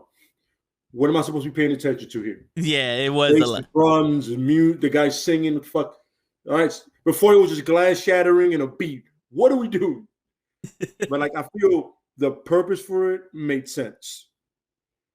The execution was way too much. You know what I'm saying? Yes. Like when you can't work out to it consistently, that's when you're like, this song is terrible. Yeah. A lot of times wrestling songs, that's what you wind up doing. Wrestling songs is like just working out to them. And when you're like, yo, I can't. It's too much, bro. I can't. Yeah. I felt like that song would be the best if they only used it for when he came out to beat people up. Like if he was like coming to the ring to like beat up the Rock or something. Yeah, it's like, he's just like step up and in the mass and the main and the main and then only the begin. Like he's beating somebody up, beautiful. Yeah. But when he's like coming to the ring to wrestle, he came out to save the WWE against the Alliance. Yes, perfect. That would be perfect. And and then when he does the, when he comes out, he does the, bam, bam, bam, bam, bam, bam. And, like I say, to just do that shit. Maybe when he wins, like Mankind had 2 songs. One for when he came and one for when he left. Yeah. He could have did that for Austin. Especially like if he wins the world title, boom, drop that song down. You know what I'm saying? Like it means something. Like, like the Kane song, when they added the word, I liked it. I'm not gonna lie. I liked when they did that to Kane. Which one? With Finger 11 sung it? Yeah, I believe so. Yeah, Finger 11. Yeah. I got a problem with it. You know what I'm saying? No problem. But once again, his character had evolved already. You know what I'm saying? He had become more than just the Kane that we first saw and met. Yeah. At 98 Bad Blood. This is Kane evolving, So yeah, I get that. You know what I'm saying? I mean, I'm all for certain music as long as the character has changed. It's not like X-Pac got 3 different songs and it's still the same guy. Yo, for real. Fucking X Factor and shit. That shit was awful. It was. I mean, the idea was all right, but I think the execution was off. Like that group, just talking about the group, the execution was off. Oh no, yeah. That was almost like a fucking R&B. They just took an Uncle Kracker song and just put X Factor in it. Yeah. That's literally an Uncle Kracker song, and they just put X Factor in it. He just edited and be like, yo, can we use a song? Sure. Yeah. All right, so what? That shit's not selling for me anyway. Yeah, right. So all right, so what's the verdict on this one? Was it a good thing or a bad thing? I think it was a good thing for the character. It makes sense. I can see that. I can see, it working out, but at the end of the day, if they would have never did it, it wouldn't have made it bigger. Nah. You would have kept the same song. It would have been like, I get it. Yeah. All right, so we have agreed on that. You lucked out right now, WWE, with changing Austin's song. Now, a little deeper now into the thing. Cesaro recently stated that he wants to wrestle Brock Lesnar. Yes. And my thing is, for the court that we need to decide is, Bobby Lashley has been petitioning to fight Brock Lesnar for years. And he signed with the WWE to specifically wrestle Brock Lesnar. Like, he went into MMA to fight Brock Lesnar, and he wants to wrestle. Like, he wants to do something with Brock Lesnar. We either gonna fight or we gonna wrestle. And it's almost like they're trying their hardest to keep them away from each other. So right now in Knuckle Hedd Court, we're gonna decide which match should take place first: Cesaro versus Lesnar or Bobby Lashley versus Lesnar. All right. It's got to be Bobby and Lesnar, man. Yeah. That shit's been building for fucking years.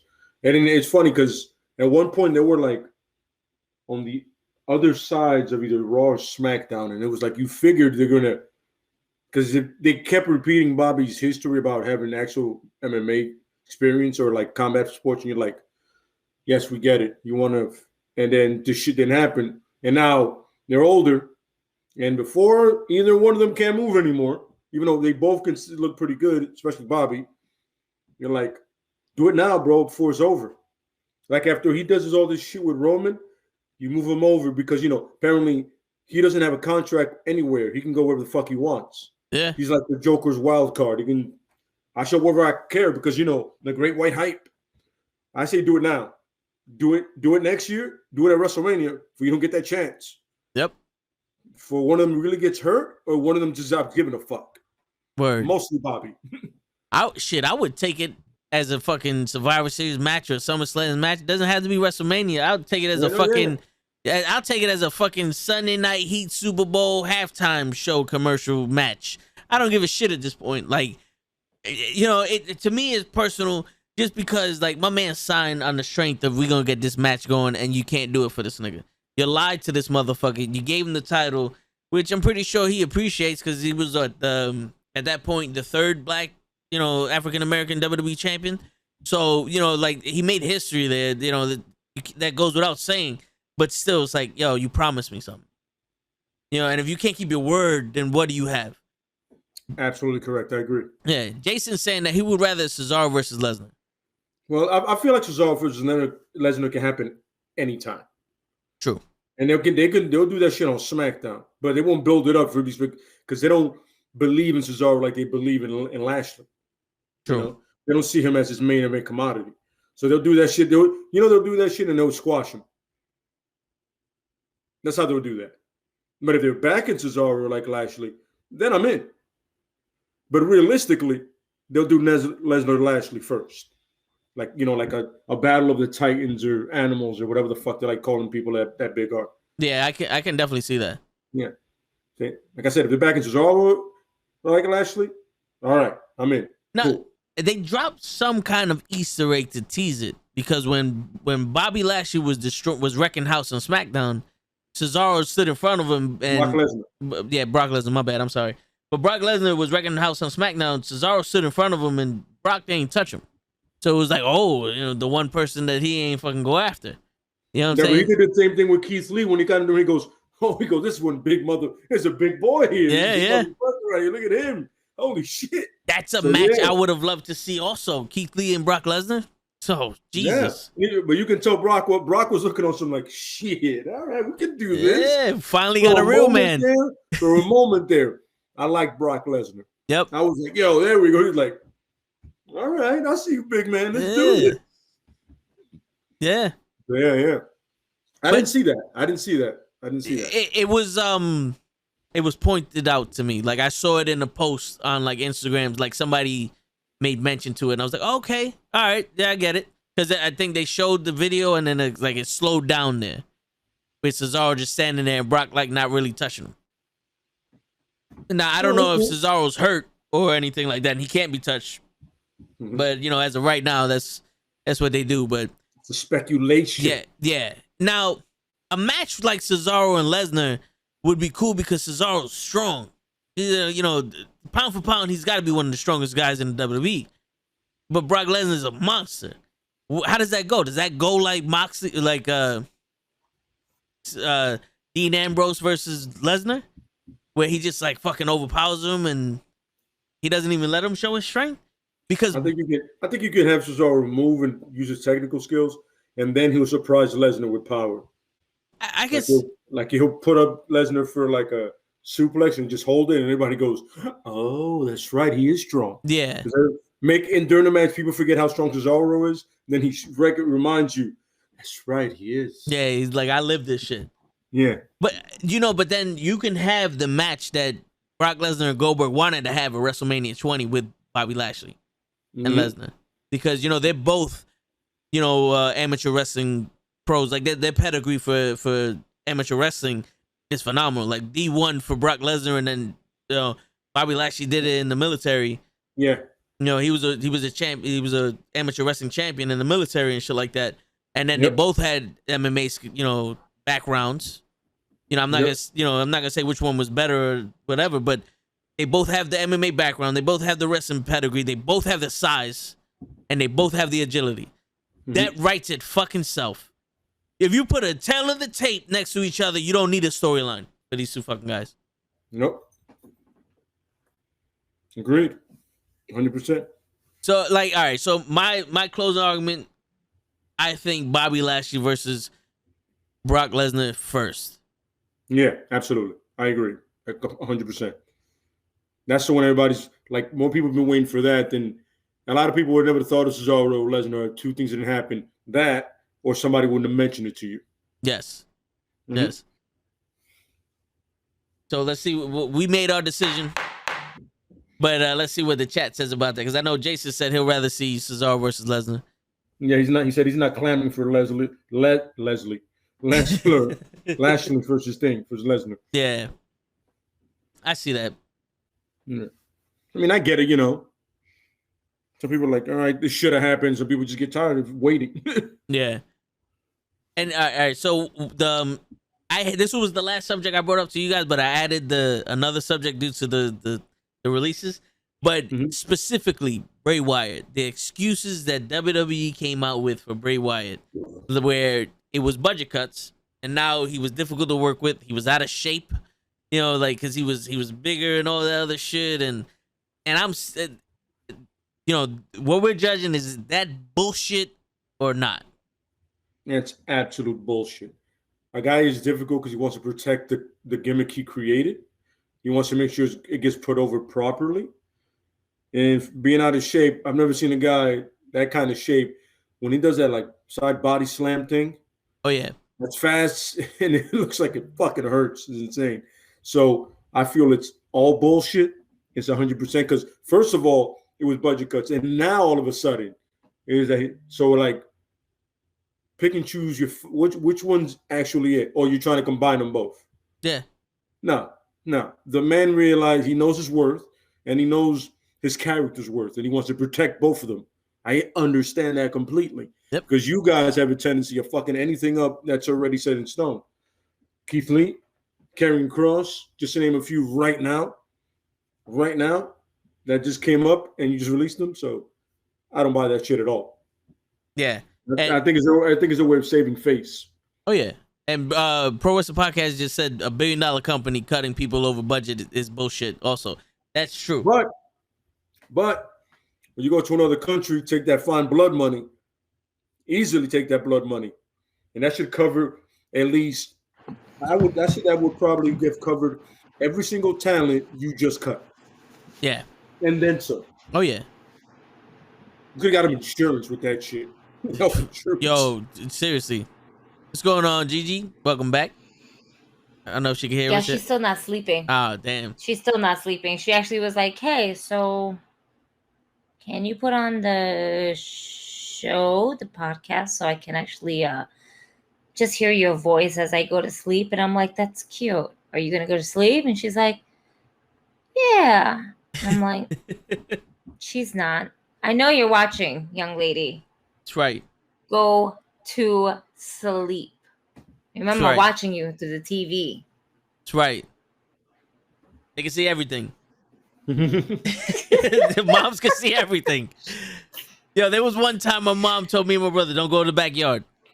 And when we hang up the phone, we go to the backyard. She calls right back. It's like, what the fuck are you doing in the backyard? I was like, what? You know, we realize now that she baited us to do it, but still. It's just like, they got eyes everywhere. So Gigi, we're doing the Nukkle Hedd Court right now. We're talking about. I was listening and everything. My headphones, one of my headphones was cutting in and out on the last one. We were talking about Lesnar and who? All right, so it was Cesaro wants to fight Brock Lesnar. He wants to wrestle Brock Lesnar, but the thing was, should Bobby Lashley wrestle Brock Lesnar before Cesaro? Yes.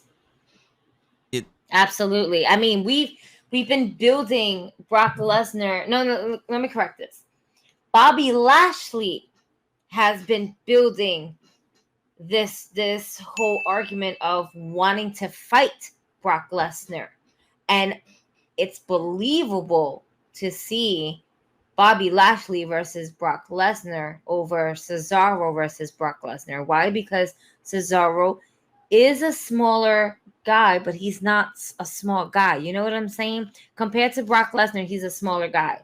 Bobby Lashley is more or less the same bulk up, built nigga that can go like for, round and round. But there's the thing, and I think we discussed this last week. Brock Lesnar does better with guys that are smaller than him. Brock Lesnar does better with smaller competitors versus guys that are more or less his same physique. Yeah. I want to say, That's damn true. Now, Bobby and Goldberg should definitely, Bobby and Goldberg, disgusting. Bobby and Lesnar, you know what the thing is that's because they both have more or less the same contracts. Let's be real, okay? Yeah. They only fight like a couple matches and whatever the case may be. But Bobby and Lesnar should be a match that we get before we see Cesaro and Lesnar. But WWE doesn't want to push the envelope like that, and most likely are going to give us Cesaro versus Brock Lesnar. But that's only if Brock Lesnar wants that. Oh, yeah. And Jason was saying that he only sees Bobby Lashley asking for the match. He don't see Brock pushing for it or anything. And I don't think Brock is pushing for it. I don't think Brock wants it. You want to know he doesn't, because if he did, and it's not like Bobby's been kind of silent about it, Bobby's been very vocal about having a match with Brock Lesnar. Yeah. So the word got around to Brock Lesnar. Every couple of months, you'll be able to say it. Yeah. I've been waiting to wrestle, like any interview that's not in WWE, like Sports Illustrated, he did one, he said it. He did another one with some podcast, he said it. I was like, dude, why you're in that ring? Lesnar, I've been waiting, bro. For real. You're not that far from me, bro. You're down the road. Let's do this. What are you, a girl or something? You know what I'm saying? You're not in Minnesota right now, are you, bitch? Let's do this. Right? Exactly. It should go down that way. They'll come out. Word. You call a wrestler a name. Remember, they're really sensitive just to words. True. So you call a wrestler a bitch. It's like, are you calling me a bitch? I'd have been like, yeah, it's cool. I just wanted to make sure. That's it. Just leave. I just wanted to make sure you actually heard me, because all the times that I heard you call out your name, you ain't never respond. So I have to call you a bitch ass in order for you to, you paid attention to me. All I had to do was call you a bitch ass. You bitch ass. That's it. Exactly. Fucking bitch. You didn't even the first time. Word. A little closer to me. Go to sleep. Do not repeat any of these words that I'm saying right now. You're not allowed to listen to this. Go to sleep. That's right. You should be asleep by now. Yeah. You're hearing these. Giggling in the bedroom right now. You know what's funny? I honestly heard falling asleep and hearing it. It could probably just sleep in their subconscious. She'll throw it out someday. What happens? Let's hope it doesn't, but it happens. Yeah, right? Subconscious, don't listen to this. Call the teacher that goes, I wish she learned that. I'll take the blame. It's cool. I've been blamed for worse. We'll just blame Show. Listen, I already had to tell. She already had to she admitted to me. She was like, sometimes I throw up the finger. I was like, you throw up the finger? What the fuck is that? You throw up a finger? No. I throw the finger. What finger? The bad finger. I was like, oh, you mean middleman? She's like, this one, yeah. And I was like, I started laughing, and I don't know what to do. I was just laughing. I was like, do me a favor, just don't get caught. Right? Don't get caught. No more watching the teacher. No more watching Stone Cold for you. I was like, you heard me curse up a storm in here. You heard me say the S word, the B word, the A word, a whole bunch of words. Don't be that kid that says it in school, and then their teacher calls me, because I'm gonna be like, well, I don't know where she gets that from, because I'm gonna play dumb. Like, I don't know where you heard it from. Listen, was that your father? I don't know nothing. Was that your father? Yeah. See, I'd be the parent. Most of you blame the guy. Yeah, I would be the parent where I'd be like, well, she does come to school to learn, so it seems like she's learning that shit from you, huh, bitch? And then I realized, it's mom. It's definitely mom. Yeah. Oh yeah. Yeah. Or they call me, excuse me, excuse me, ma'am. Yes, your daughter was cursing up a storm. Oh, fuck. What did she say now? She actually said the F word. Oh, shit. Yeah, that too. Oh, fuck me. Wait, did she say that? No, she just said the F word. Oh, Yeah, so she ain't get it from me then. At least there's some boundaries. Right? That's not that big of a deal. You guys are getting off easy. Right? You're complaining about. Yeah, you should hear her at home. Yeah. Yeah, Jason said like Matt Riddle wants to fight Goldberg, but Goldberg ain't out here trying to have a match with Matt Riddle. I wouldn't want to have a match with Matt Riddle either. Matt Riddle ain't shit. What's going on, Emmanuel? But I don't know. Matt Riddle's one of those guys that I did like in the Indies. You know, but he would have been a lot better to me if they were released. Was dope though. Yeah, I remember Matt Riddle and Keith Lee had this great match in the Indies. Yeah. I forgot the promotion, but they had a great match, and I was like, "Yo, that's dope." Yeah. Then I heard they both got signed in NXT. I was like, "Yo," and they never had a match like that. Yeah, and they should go back. Yeah. Never. Yeah. And then we can't because Keith Lee is no longer, with WWE. Well, just Matt Riddle. Matt Riddle should go back. I mean, yes, Dominic, I agree. Drew McIntyre versus Brock Lesnar 2, I don't care for. Yeah, word. I agree with Nobody you. cares for it. I don't care for that. They fucked Drew McIntyre up to the point where it's like, bro, he could be lit on fire also. I don't give a shit. He is literally the Roman Reigns that got shoved down our throats when we started, we didn't want him. We wanted Roman Reigns from the Shield, you know what I'm saying? But when they put him by himself, we're like, this is not what we wanted. And it didn't help for him that Daniel Bryan started getting popular. Oh, yeah, no, it didn't help at all. It didn't help anybody. It was one of those things where shit, listen, at least I didn't have competition. Oh, there's competition, buddy. Was it Evolve? He's about 5'10". I think I might have been involved. Okay. You're correct on that. Yeah. That was Pro Wrestling Podcast. 5'10", and the world loves him. And he has not shaved in millenniums, but you're fucked, bro. Yeah, that's true. That little fucking Billy goat is getting everybody up in arms. Word. All right, yo, Gigi. So the next subject, because we already, decided that Bobby Lashley should get the first shot, but the next subject was agree with us. yes, yeah, we agree with you.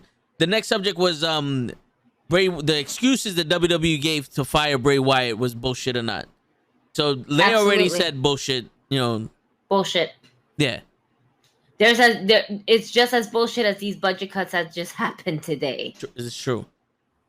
Okay, it's bull fucking shit. How do you have somebody who is the hottest commodity in your fucking brand, your entire brand? Doesn't matter if it's Raw, SmackDown. It's just your brand of WWE, and then you let go of him because of budget cuts?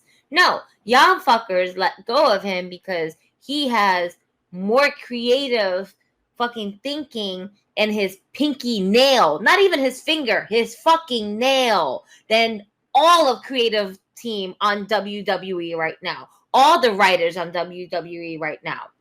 Absolutely. He could write a whole fucking horror show of where the Fiend is going to fucking terrorize men, women, children, and fucking viejitos, abuelitas. That's it, Yep. And it would have been amazing. But no, they dropped the ball on that because he was too creative. Yeah. He was, what the thing is? The creative team gets intimidated by those wrestlers who are fans. Because let's face it, Bray Wyatt is a fan. Wyndham Rotunda is a fan before he is a wrestler. He's not a wrestler that then became a fan. Yeah. It doesn't, it's like, he was able to do things and say things. His promos was getting better. His fucking in-ring ability was getting better. The fact that you're building him as if he was Omos, where he's indestructible, was phenomenal until you fucking set him on fire. Yeah. And at one point, I only watched Bro. That was even bum because his whole fucking shit was melted and that shit was crazy. Yeah. It was like, oh my God. And now look where we're at. Bray Wyatt went to Hollywood to reconnect with the person that did his mask. Yeah. To what? Create a new monster. And where he's at is basically near the studios of where AEW Studios is at for people to do promos. There you go. I won't be surprised if we see vignettes of fucking Bray Wyatt, but without stating it's Bray Wyatt. Yeah. I can see that. Look at Ruby Soho. Ruby Soho was doing promos with Destination Unknown or Destination New York, and we all kind of speculated, she's going to AEW. She's got to go to AEW. But she did those promos on her own where she posted it up on her own IG page, on her own Twitter account. Yeah. And then next thing you know, she ends up being the Joker. There's so many ways that you can do this. And November 13th is not that far. It's not that far. AEW's pay-per-view, November 13th, is not that far. And now he's official as of the 29th or the 30th. Yeah. He can pop up in there. Yo, Jason wants to know how vested are y'all in any of the current weekly WWE programming other than the recent draft? I haven't watched an entire episode of Raw since July and SmackDown longer than that. He hasn't watched NXT since after the change to 2.0. I've seen it a little. To be honest with you, I'm afraid for a few of the veterans on NXT right now. I'm afraid for them. I haven't watched NXT since before the 2.0. Like, I think after their last takeover. And Raw, I literally only watched it for the Funhouse to see what the fuck they were doing, and the first 30 minutes because they were gonna tell you what's happening in the entire Raw, and then I went to sleep. Once Charlotte Flair came out, I go to sleep. But we do the live reaction now for Raw, and sometimes it's hard to get through. Except for last week. This past Monday, Raw was actually pretty good. It was. The matches were good. The matches were decent. We started off with the match. Yes. Yeah. We actually took an idea from AEW and it's like, hey, here's a baby for you. Let's start with the match. Yep. The women's championship match started off, but that was a bullshit ending. What a bullshit ending. It was a bullshit ending. Good, yes. But you know what? I understand the method to the madness of why are we having a trash ending is because we're just building up Bianca. So that way she gets that ultimate pop at possibly the next pay-per-view and her being the next WWE Raw Women's Champion. Somebody brought it up in Instagram. She's now 0-5. I saw that. In fucking championship matches. It's like, how many more matches? Like, is she Drew McIntyre now? Because no matter how hot she is and how good she is, that's for you, show. We're pulling one out for you, show. No matter how good she is, you can't keep losing. Because after a while, we're just going to lose interest in her. Facts. All puns intended. Yeah. Mm-hmm. No, I agree. Sure. I agree. Like, she gets a title shot, she fails. But she made a good effort. The fuck does that matter? You failed. Yeah, that don't mean shit. It. At the end of the day, what does it count? What matters? The wins, right? Yeah. It's like, oh shit, Liv Morgan. But Bianca Belair should be winning dominantly. True. He's probably the strongest. Aren't they burying her too? Aren't they burying Liv Morgan as well? They're about to. Well, Liv Morgan hasn't won a match since fucking like 1992, and now she's gonna challenge Becky Lynch for the title. She literally just came off a match with Carmella where she lost, and now she's gonna challenge Becky Lynch for the title. What is the prerequisites to being a number one contender? I think Zelina Vega should have been the one to face Becky Lynch. Granted, it won't be a good match, but the simplicity that she won the Queen of the Ring. She has the momentum. Queen of the Ring should be basically the secondary Money in the Bank contract. I'm the Queen of the Ring. I surpass all these other bitches. I did what I had to do to win. Why? Because I am an opportunist. and I saw my opportunity. And you know what? That opportunity was calling me. And you know what it's calling? It's calling me to not only wear this crown full of gold on my head, but I also need the gold around my waist. Yep. And like then just King but instead we get Queen Zelina running around with Jim Carrey. Yeah, and her on and off again accent. She talks British for a second and then goes right back to being fucking from New York. I'm the Queen Zelina. There you go. I am royalty. So he go in an impromptu court subject. Bianca Belair. Does she get another shot, and will this be her last time? Like we're gonna do it now.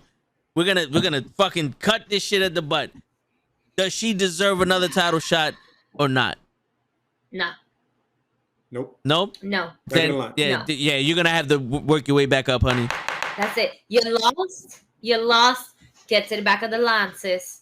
That's it. And it's a short line too, because there's what 4 fucking people on on Raw. We got half of the other people, so maybe it's only 2 or 3. You'll get a title shot by February. Yeah.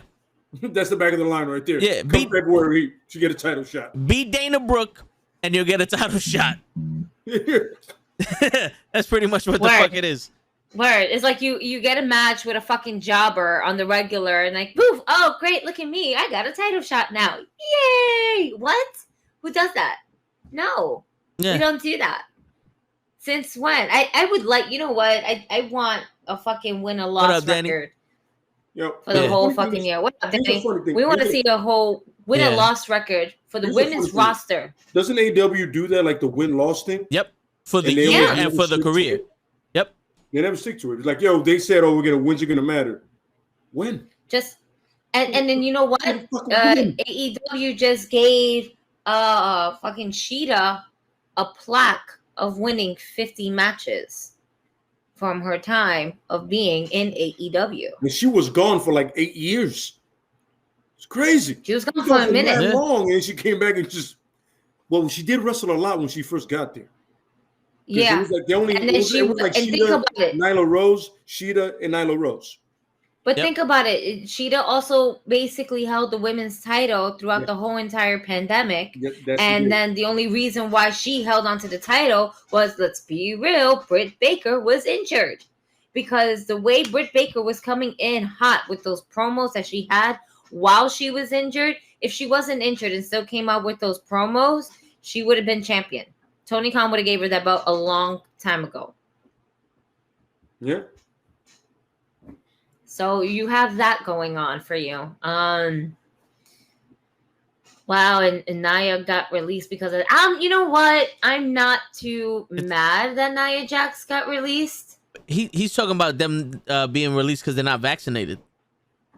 Really? The comment Danny put before that. Because being vaccinated, that Dave Meltzer said it. So they didn't get vaccinated, so they could get the fuck out of here. You make them work through the whole fucking pandemic. 1 second. So go ahead. All right. Let's do. I'm gonna do this logically because at this point this is not wrestling. This is business, right? You got the camera to yourself, Lay. I got you. So first and foremost, I'm assuming this is coming off the whole Aaron Rodgers thing that just happened recently.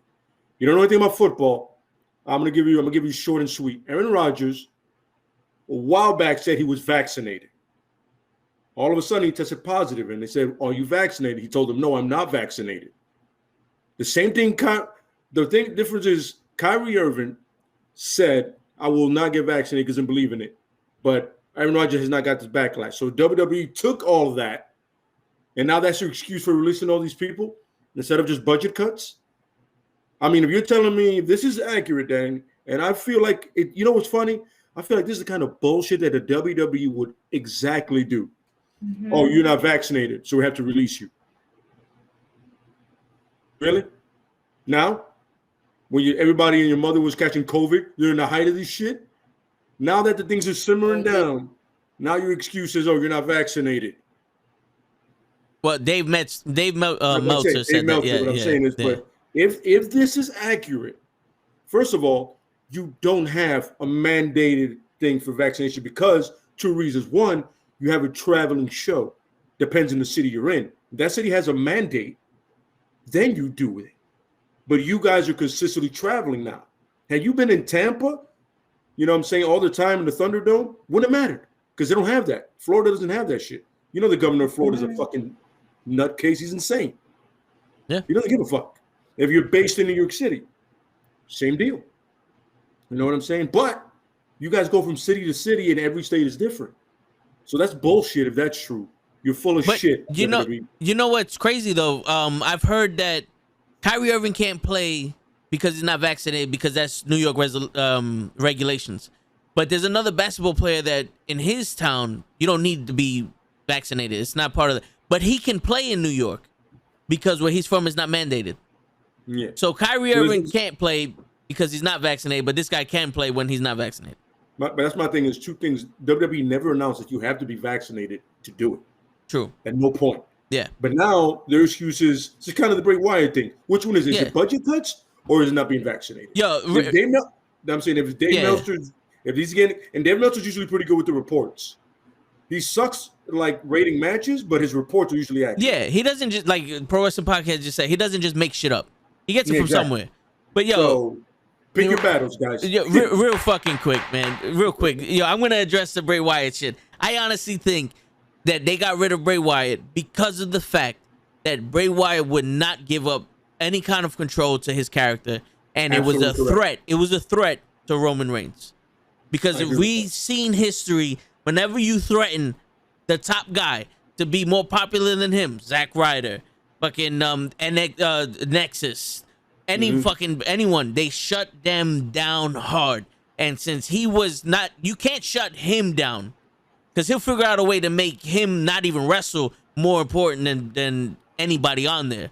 Absolutely. And I only watched Raw for the Firefly Funhouse. You know what I'm saying? Anyway, but so that they probably was dope. so they probably was like, yo, get him the fuck out of here. Get him out of here. You know? And these wrestlers, I can believe some of them, like the NXT guys. You don't really show them that often. Like they're dead weight right now. We could get rid of them. I can see that. But a lot like Keith Lee, that's not a budget cut. And I don't know who it was. I think it was it Emmanuel? Yeah, Emmanuel earlier. He said, to be fair, Keith Lee did have COVID, and then he got hurt, and still thinks that he should have gotten one more chance. But the thing was, yeah, he got COVID, but that's not his fault, and he got hurt. No, but that's still not his fault because if you think about it, when he came on Raw, his debut match was against the world champion, WWE champion, Drew McIntyre, and he lost that. And he had another match with Drew McIntyre, and he lost that. All the momentum this fucking guy had when he joined Raw, the Raw roster was done, squashed. There was nothing else for him to do. You can't. I mean, but if you think about it, they also stripped him completely because NXT, we had his dope ass fucking theme song, and the minute he comes out to a fucking generic theme song. Yep. And it started off as, you know, his Keith Lee song, and then just when it was about to reach that peak, it's a generic fucking WWE 2K 2021 fucking theme song. Yep. It's a fucking 2K theme. Into Max Moon theme song. Word, like what is this? You're like what? I was ready to fucking. I'm a wrestling fan that loves to sing wrestling theme songs, and if the name is in the song, of course I'm gonna say Keith Lee along. It's funny. It's him in the song. It's him rapping. That's the craziest thing. But because of the people that did the beat, that they no longer worked for them, they had to pay the royalties. And WWE, due to budget cuts, couldn't pay the royalties. All right? We're just going to use budget cuts because we're using budget cuts for everything. And I am going to do budget cuts like this for the rest of the time because budget cuts. Yeah. For real. And, you know, it's not like they just made $300 million. We can't afford real quotations. Yeah. Word. Yeah. They didn't budget cuts. Like Kenny said, they just got their quarterly report and they made money. Oh yeah. Which is another bullshit. I just retweeted out their quarterly reports and how much money they were making. Yeah. But then you're gonna tell me that it's due to budget cuts that you released over how many people? 100 and what? Well, the year hasn't ended, but 72 today. so far. And didn't they do like 50 last year? I believe I think I was counting last year and this year together. Yeah. It feels like one big blur of a Yep. year. Yeah. I swear to you. What is that? 122 people? About More, just that's about what give I'm it saying. 122? Yeah. That's a lot. That's So- a lot of people you're putting on the shelf. And you know what? A lot of people from that came up from it. It's like sometimes it's better to get let go of fucking Walt Disney if needed, if you're just going to make more money and going to have more fun with Pixar. Yeah. Or DreamWorks or somewhere else. You know what I'm saying? Like, it's not the only place to wrestle anymore. It used to be, but it's not the only place where you would have to wrestle anymore. Mm-hmm. And that's where, they're not understanding.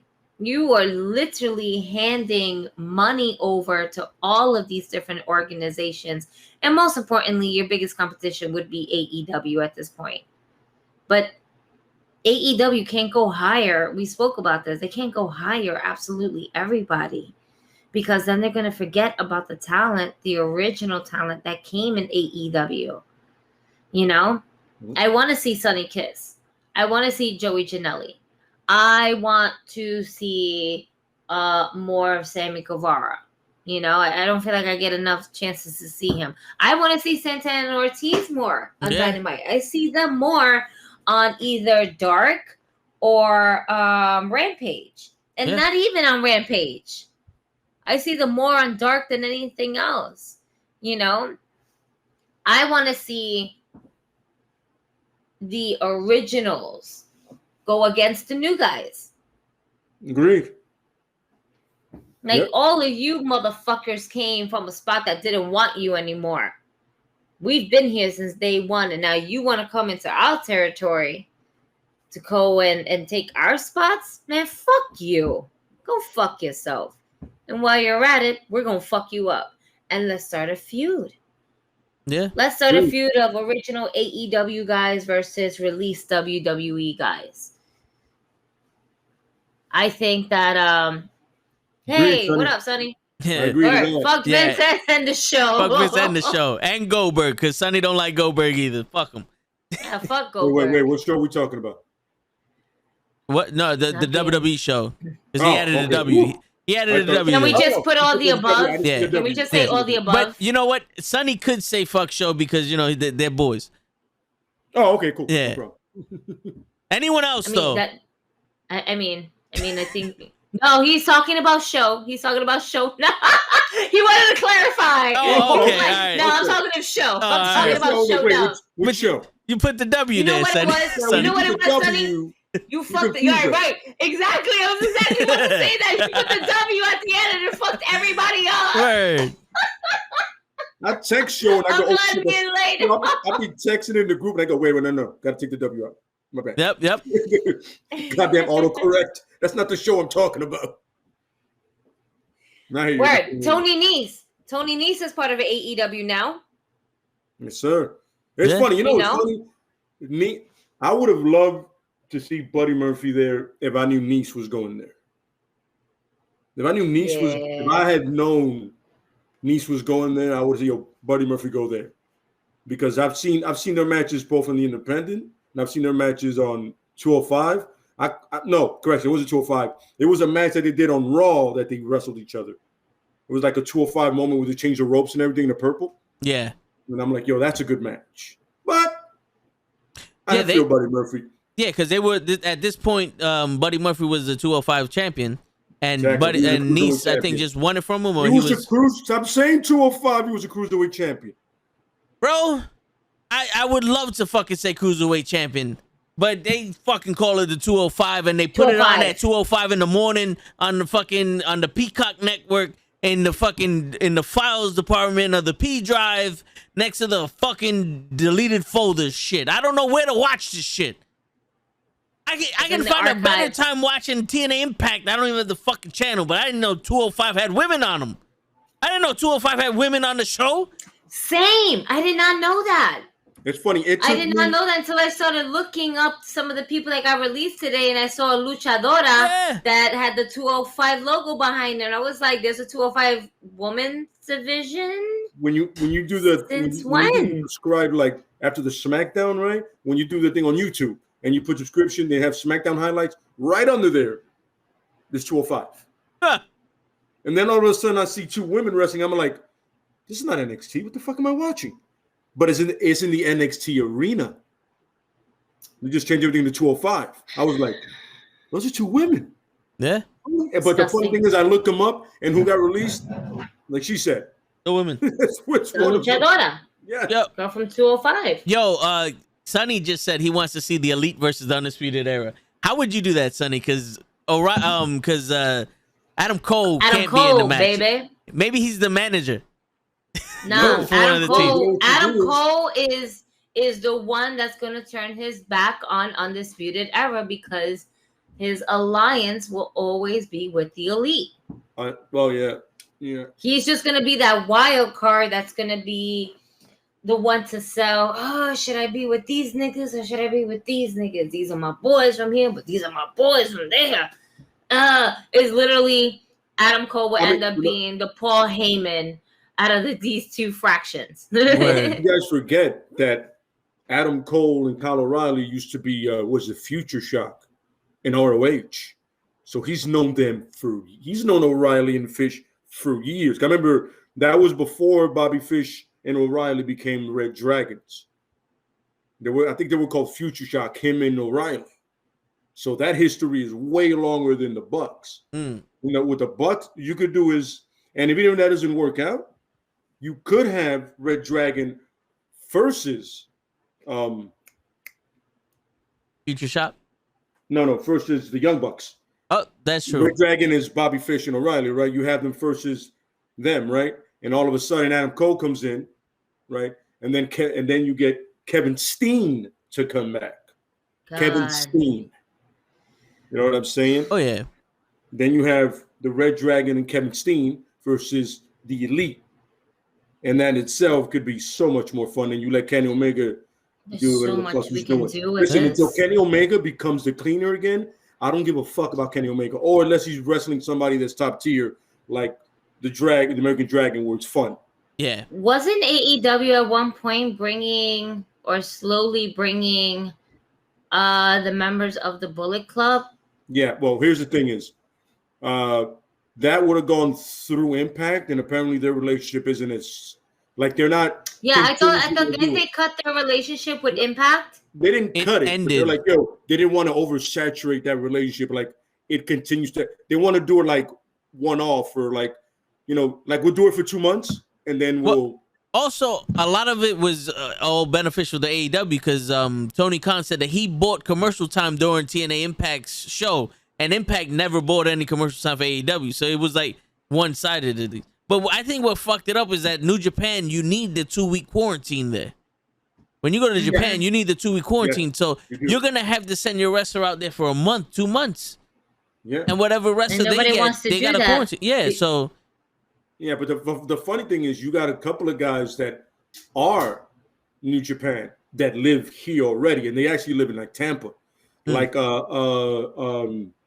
Bad Boy, I forgot the cat's name. Damn it, he's part of Gorillas of Destiny. Oh, what's his name? Son, right? Bad Boy Tonga. Tamatonga? Tamatonga. Yeah. Tamatonga and his brother, they both live in Tampa. Oh, shit. You know what I'm saying? So. With their brother, right? Yeah, with the younger brother. They both live in Tampa. You know why? Because all the time when you see the post of like The Rock's mom or Nia Jax or Tamina, they're there. They ain't taking the fucking flights all the time in quarantine to come over here. You know that for a fact. Yeah. Because they're always in those pictures. So they're here. So that could happen. You could find a way to do that. And the first thing they would do, and then remember, their cousin, that lanky dude that he wrestled Lance Archer, he's an Impact. So he's not far either. And they're all Bullet Club. Isn't the Switchblade there too? Huh? Isn't the Switchblade in the Impact now? Exactly. Switchblade. But I think Switchblade went back to New Japan. I think he did. Okay. I'm not sure if He he's has some still in things the to do. US, but you could have them attack the Elite. You know what I'm saying? Because at the end of the day, they claim Bullet Club more than anybody else does, especially since Ding Tama was part of the original one. Nobody now in that group was part of the original one. He was. Right after Anderson, Gallows, and Prince Devitt, they got him. And then they got Bad Boy Fale and all that. He was number 4 out of everybody in that group. Number 5. No, number 4, yeah. It was Machine Gun, Luke, Prince Devitt, and then him. So he can lay claim to being Bullet Club more than anybody else right now in the U.S. Besides clearly Prince Devitt. Yo, Joey got skills. What's going on, man? Thank you for the subscribe, brother. Appreciate you being here. Word. Yeah, I mean that would take some planning to have the Bullet Club invade AEW, because you can't just have that shit come out of nowhere. You know, like that. But that'd be dope, though. No, you gotta drop the hints. Yeah. Or you can honestly do it on some where the Bucks get the titles back, and then Kenny has a title, and then this dude has the TV title. You know what I'm saying? They're celebrating, lights go out, they come back up, and they're right in front of them on some doing the whole. Nope, not today, son. This is the real Bullet Club, and then you start beating on them. That gives me goosebumps. I love that. You got the real Bullet Club. You see them just go. Nope. Yeah. That would be dope. You know what I'm saying? The Gorillas of Destiny standing in front, and you gotta have Azby Tama in front of Anderson, them being like literally 2 of the first ones on some, yeah, bro, me and you, brother, and then Switchblade in front of Kenny, because the white guy gotta face the white guy. It's true. But I would rather have it the other way, because he's fucked up Kenny Omega on plenty of chances. They've done the powerbomb RK on him over and over. They fucked up the Bucks in New Japan so many times. It's unreal, because you got to remember, that tag team is monstrous compared to the Bucks. The Bucks are dope, but they're not animals. Those 2 dudes are. No. You know what I'm saying? Yeah. You would definitely do it like that. But that would be my idea. They've been wanting to fight the Usos for a minute now. Yeah, but that's a thing of just the 2 best tag teams in the world. Yeah, that's true. I would want to see that. It's fun because we're all family at the end. It's true. Yeah. Yo, so all right, real quick for the Knucklehead Court. Sonny brings up a feud. Austin versus Moxley. Mm-hmm. I don't know about the beer truck now because Moxie's, getting help for his alcohol addiction. I don't know about that, Sonny, but what do you think, Lay? Damn. That would be something. That's too soon. That's too soon, Sonny. Damn. Can the nigga get out of rehab first? Come on, nigga. Yeah. What's wrong with you? You just got there, bro. Just got there. Get out of rehab. I would be for it. Now I hear Amy Winehouse. They try to make me go to rehab. But you know something? If there was a character to go to rehab and fuck up Moxie, it would be Austin. It would be Stone Cold Steve Austin. It would be so cool. Be like, Coming with a 6-pack goes up. Imagine they have her in the meeting together, and he's like, he's just throwing beers at people. Stupid son of a bitch. You dumb son of a bitch. He said, I'm not. And as he cracks open his own fucking beer that he's fucking made. That's true. He does have his own beer now. Yeah, it's true. You notice he sips that one now. It's good. It's good. They sell it in. I was gonna say they sell it in America. They sell it in New York. Yeah, they do. What's the name? Broken Skull Ranch IPA. Okay, all right. That and the JR's barbecue sauce. Big fucking beer spots. The barbecue sauce. JR's barbecue sauce. I think you only get online. I've never found that here in New York. Yes, all right. That beer I found downtown, by the way. I was just in a and it comes in a 4-pack. I was like, I'll take this. Right. Looks like we're going down. Word. We might have to make a special YouTube video where we try the barbecue sauce and the beer. There you go. Fuck it. Yo, we should all make a trip to like the wrestling store that's up in Queens. Yo, apparently every fucking wrestler in the history of wrestling's been there. Yeah. Kenny's boy, Henry Wrestling. When he got like 8 Purple's Best Wishes guy, he goes there all the time and meets some of my followers. When I start following them back, I see all them going to the wrestling store up in Queens, and it's deep in Queens, and not a hop, skip, and jump away. I have a feeling that if I posted up that I was going to that store, Sasha would meet me there. I'm just saying. This motherfucker. How are we doing? Order in the court, Gigi. Order in the fucking You court. don't fucking slam. No, Megan Lottie. I thought we were gonna make it through this without that. Yo, you can't. You really? Really? Like, we were close. We were close. You know what, Bucky? We were close. It's 11:23. We were close. You can't make it through anything. Your hairs away, Gigi. Just a hair away. Let him know, Sonny. Let him know. You ain't making it through shit without me getting mine. You know? What exactly did you get? I don't know. I got to say it. I got to fucking say it, all right? Me getting mine, I'm like, yo, but if you tell me what you got, then I can completely understand. Yo, you gotta believe. You gotta believe that in the future, in the near future, they're gonna see this, and it's gonna happen. You gotta manifest it. You gotta manifest it. It's true. You know what I'm saying? Like I manifested Joey Got Styles being here and subscribing today. Fact, like I had a dream, a premonition of the shit, and it happened. You know what I'm saying? I do, Sonny. I do stand through in the whole podcast. Yes. He sat once for a second. But that was like, we were like for like 5 damn near 6 hours. That's something different. Yeah. I got it. And it's funny, right off of work and you come into this, you're like, yo, maybe I should just take a seat. Don't worry, we're going to do one where everybody's standing and I'm sitting. That's going to be an interesting one. Yes, that is going to be a dope one. Everybody's going to go. I appreciate Sonny for noticing that. No, yeah. Not a lot of people notice that. The way I move, it can't tell you I'm sitting. In the way, like if I'm sitting and I will walk away. You want to know why Lake can't sit? Because sometimes if Show says some wild ass shit, he needs to be able to just to walk away from that. Not get up from it. No, he just needs to be like, yo. Anyway, it's easier to get stuff to drink this way. I could just. That's true. My kitchen is really far. Yeah, kitchen is really far. No, if it's something like that, that's I got a thing for that right here. But if like water, I'm like, I don't have a mini fridge yet. Sonny said you got Jay Carwell legs. Yo, for real, man. So wait, can we see B-Fab versus Jade? I would like that match. I got a problem with that one. I think that would be a good match. Or we can even have those two big bitches be a women's tag team and just fuck up the whole fucking roster. Just run through them bitches. Miss, I want to be that bitch. She is so stiff on her mic skills. Her wrestling skills are loosened up, but I feel like B-Fab can hold the team for their mic. So she's Road Dogg. There you go. You know? Yeah. Something. You gotta have Road Dogg sometimes, man. You know what sucks though is that we got her to the main roster, and we all know once you go to the main roster, you have 90 days that you can't compete.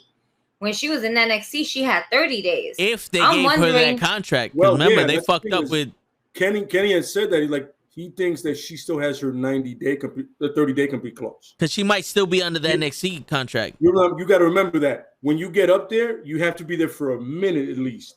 For a little bit. Maybe not. Maybe WWE recently has changed that, especially with the turn of events of fucking Malachi Black. And then they saw shit like that. And they were like, nah, we can't have that shit happen again. Because they were not expecting that. Yeah, but once again, it's not the same people running it. The people that fucked it up, it wasn't people that were running it before. The people that are running it now fucked that completely up. They had fired the dude before that shit happened. Idiots. The guy would have told them, yo, we got to give them a 90. The fact that Aleister Black, they didn't even give it to him is hilarious. He said, what does my contract say? AEW, I'll be there. That's it. Fuck it. Or you do that and Cole let it lapse and just go, I'm out. That's what Kyle's going to do. Sorry. Pro Wrestling Podcast was like Nia Jax would injure that whole roster. Facts. This is correct. Correct. Oh my god, yo, the hot she for a big girl, she's beautiful. I'll never fucking deny that. But as a wrestler, no, thank you. Yeah. Let her be a fitness model because that's what she is. She's a big girl fitness model. Yeah, Nia Jax is technically a big girl model. Before. Yeah. Okay.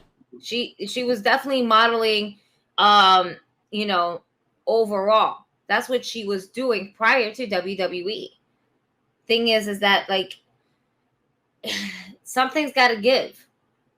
You know, her mic skills are not the greatest, but let's not forget she did also give us some good moments as well. Yeah. You know, there were times where she was good and everything like that. And we can't forget exactly. We can't forget the great means that she was able to go ahead and give us, you know. And the first time you put it in the girl's ass, she's like, my hole. And that's exactly what Nia Jax gave us. But you didn't say any wrestling classics, did you?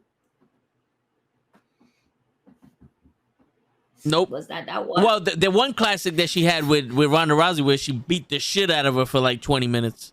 This is true. That's a classic. Yeah. I enjoyed that one. I did also. For all the right reasons. I did also. And I also enjoyed the work shoot that happened between her and Charlotte. I was going to ask, do you think that's what got her fired? You could break Becky's face, but don't touch Charlotte. Because Becky face, you want to know why? Because Becky face was a true accident. You know? She fucked that up royally, but it also gave Becky the status of her career, being the man. Yeah. You know, because let's be real, she cut the promo as the man, but she never officially became the man until she had that Stone Cold Steve Austin moment where she was completely concussed up there doing whatever the fuck she had to do and had an iconic moment.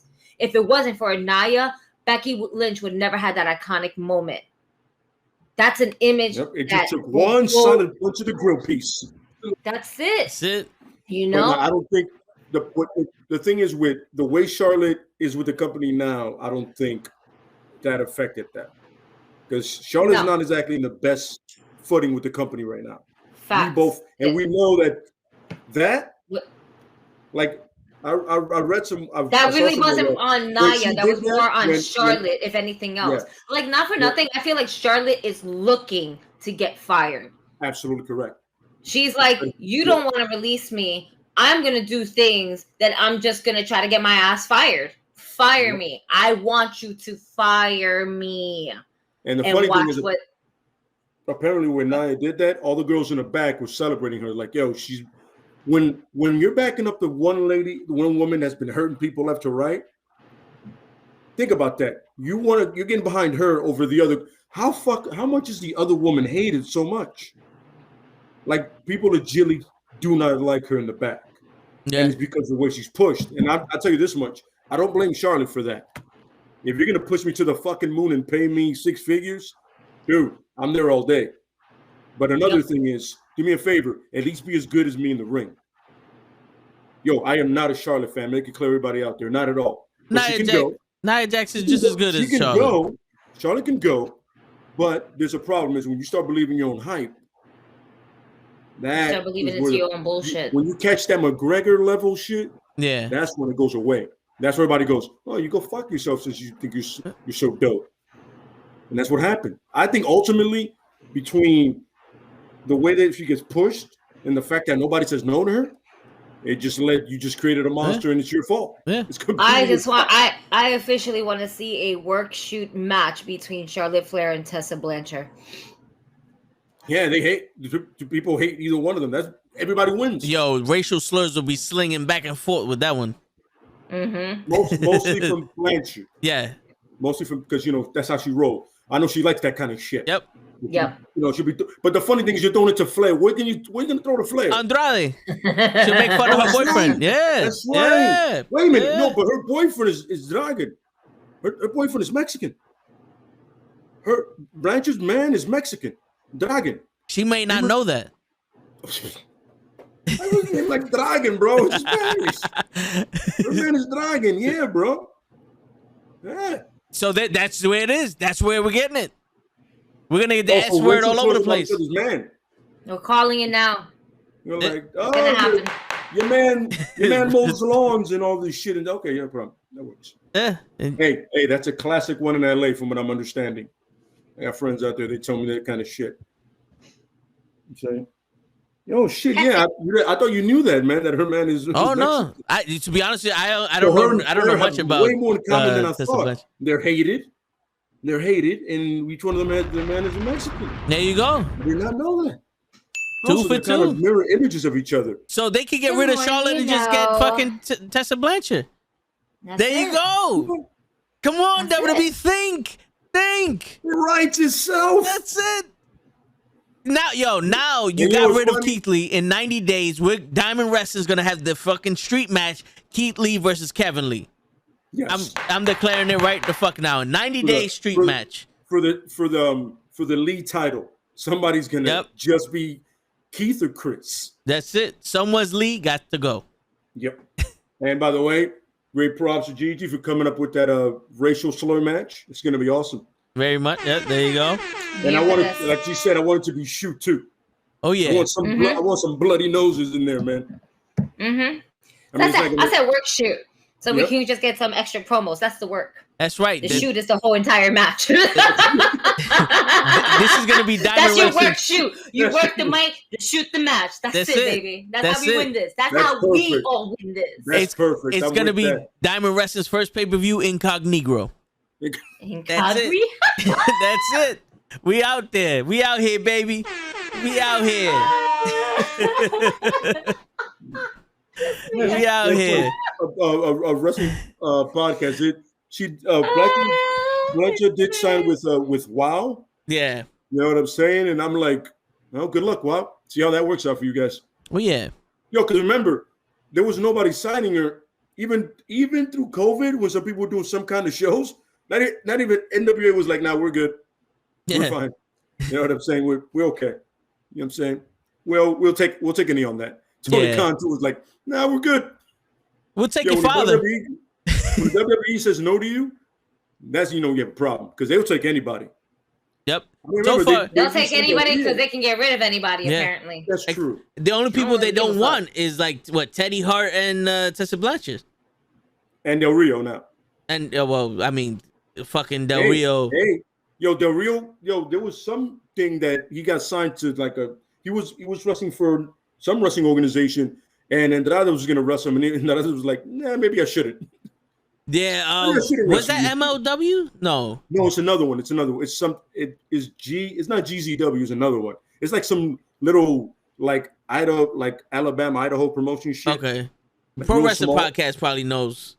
Wait, you talking about GWC? There you go. GWC. Okay. So my apologies. That's the one. Yeah. What? No, because you know what it is. You said GCW, and I was like, wait a minute. The last. You know why? Because I caught myself doing that shit a couple of times too. I was like, no, doing this shit wrong. Wait a minute. I know exactly what you're talking about though, because I always do that shit.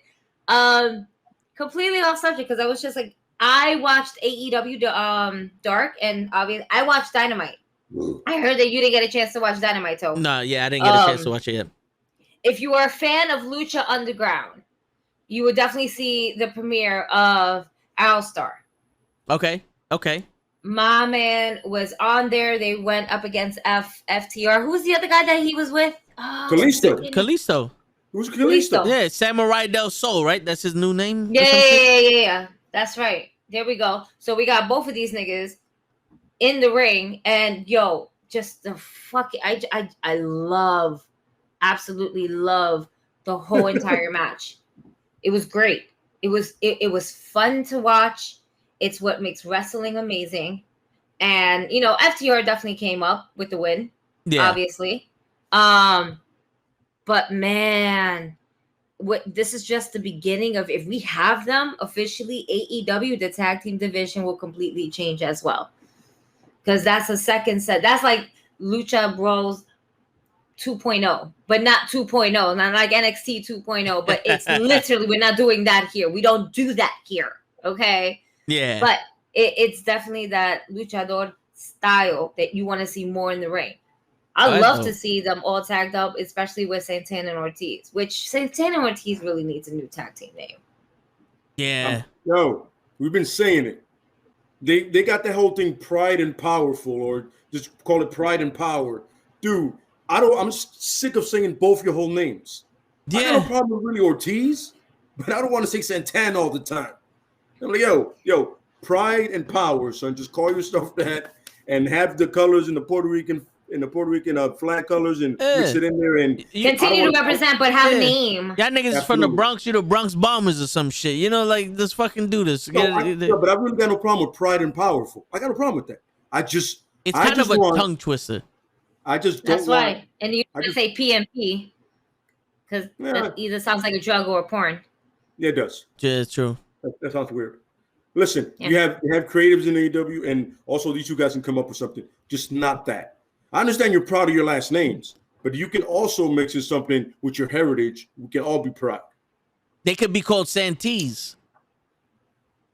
Santana and Ortiz. See what I'm saying? See what I'm saying? No. Judge, the judge is. No, we did it. No, the judge is wrong. Did we not do it? No, we didn't name there's it? this. I don't know where this French is coming from with this we bullshit that you're giving me we right didn't now. just name him? No, we. No. Okay, what the fuck is this nigga say? Like, he said we. What did I say? All right. I thought we named them. I'm sorry. I did not agree to that. Lay, did you agree to that? No, not at all. No, okay. So therefore, hey, we did not agree with that. There it is. No. Wait. I thought that was. This is a we. I thought y'all special requested me to do it by myself. Yeah, that's what I. All right. I thought we were brainstorming, but apparently I got that wrong. Well, yeah, we was in and I dropped some fire. Someone got the power to their head. Okay, Vince. I dropped some fire on y'all. They call them Island Boys. They call them Island Boys. Yeah. I dropped some fire. It was either Santees or Los Boricuas. That's already been taken. That's what I'm saying. Mm-hmm. We'll revive it. There'll be revival. Bronx Boys 2.0. That's it. There you go. You know what's funny? That's not even bad. The Bronx Boys. That's not bad at all. You see, because of my brainstorming, it elevated their game, and now look at that. Thank you. You're welcome. You're welcome. Not with that first one, bro. No, that just got us angry. That just got us angry. Yo, you don't have to be great to get started, but you have to get started to be great. Can they still take the name? That's the thing. Can they still use that name? No, we can mention that they were part of it, but can they? At any point in time, Homicide and Hernandez will get back together and use it. They will, they'll take that name, and then all of a sudden next week they're an independent show like LAX. You go, shit, they're doing it again. And is that not a Impact property? I don't think so. I think LAX. They started in LAX. I think it's like they started in TNA. It started in TNA. It started there, but I think that's like a Conan original thing like that. What up, Pootie? I mean, I can believe it. What up, Pootie? Because usually a lot of the shit that happens in TNA goes other places. They have to figure out a better name than their last names. MLW has LAX now. Okay. There you go. There you go. There's too many letters. Santees sounds perfect. It's right to the point. It's powerful. It's prideful. I thought we agreed to Bronx Bodies. Bronx Bodies. Okay. We were like, I mean, I thought that was. Santees makes it sound like a stripper name. I thought. Welcome to the stage, Santees. Yo, it's provocative. Then you have Proud and Powerful coming out. No, you can't do that. Yo, that's too much. Show would love that. Show would love that shit. Which means why it should not be approved. Like, really? Exactly. Really? Are we really having this conversation? Yeah, I love that. You gotta pull this back and not use it. Show is a measuring stick of what to use and not to use. You know what I'm saying? Like, yo, you like this? Let's come up with something else. Let's come up. Let's all right. So the Bronx Bodies. That's what we're calling them. Now, you know what I'm saying? For now, that's better than Santees right now. The problem is you can't use the Bronx Bombers because you get your ass sued by the Yanks like that. I mean, they're not winning anything anymore. Bro, you have to understand this is a multi-billion-dollar organization. It's like when you try to use one of their bullshit names, like even if they're not using it, they copyright it. So like because they have merchandise that says Bronx Bombers. So fuck it. The Bronx Bodies.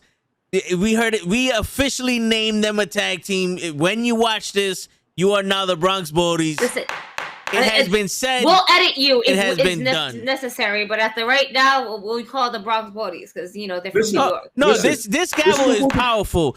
I get it. Now the rest of the world will call them the Bronx Boys. That's it. They're gonna get merchandise saying that not shit. for nothing. Tony Khan. We'll definitely have him on here like, yo, Yeah. the fuck did you guys do to us? Yeah. Listen, nothing. Hey, Like we went to a show and we're getting called that. Who the fuck are you? Like, And you're welcome to come on, and you're welcome for the name. I'll be like, yo, you're not doing it. Yeah. Somebody got to do it over That's here. right. Santana and Ortiz, yo, my man. Why you think you're not getting top bills? Nobody wants to say that. Yeah. With all due respect. You know what I'm saying? And we could tell them straight out. You had two choices: the Bronx Boys or the Santees. Which one you fucking wanted? I'm pretty sure they're like, yo, if we find out where you live, we're gonna Santees you. Well, come no, through. You know the thing? Come through. They're gonna look at me. Through. No. Ready. They're gonna be like, they're gonna look at me and be like, "You were the one that came up with Santees, right?" And I'm like, "No, nope, exactly. I sure wasn't. You done fucked that one. Nope, that's y'all got the wrong body. Y'all the Bronx bodies to me. The Heights dummies. I'm like, Santees. we're talking about Santana and Ortiz, bro. They're from the Bronx and they're Puerto Rican. That makes no sense. Come on, and not for nothing. I have a pet peeve about something. I love the fact that they announce where they're from, but they're always announcing New York, when they're always clearly representing the Bronx, New York. And I get a little, because I like when someone says my actual fucking county. Like, I understand that. By the way, like that's but time. You know what? I guess that's the New Yorker in me, because I'm like, oh, you from the Bronx? Like me, born and raised. Now I'm from Brooklyn. I'm born and raised. I got Brooklyn runs through my veins. I reside in the Bronx. Why? Because rent is amazing. Now, rent is amazing. They're trying to gentrify us or some shit. Of course, but you know what? Compared to Brooklyn, I'm good. That's because of the Barclays Center. Yeah. Mm-hmm. I mean, Harlem is supposed to be Hamilton even Heights. before the Barclays, that shit was fucking expensive as shit. Like Harlem, they were like, oh, we're gonna name it Hamilton Heights, and then the Heights was supposed to be Clinton Heights. I used to live in Hamilton Heights.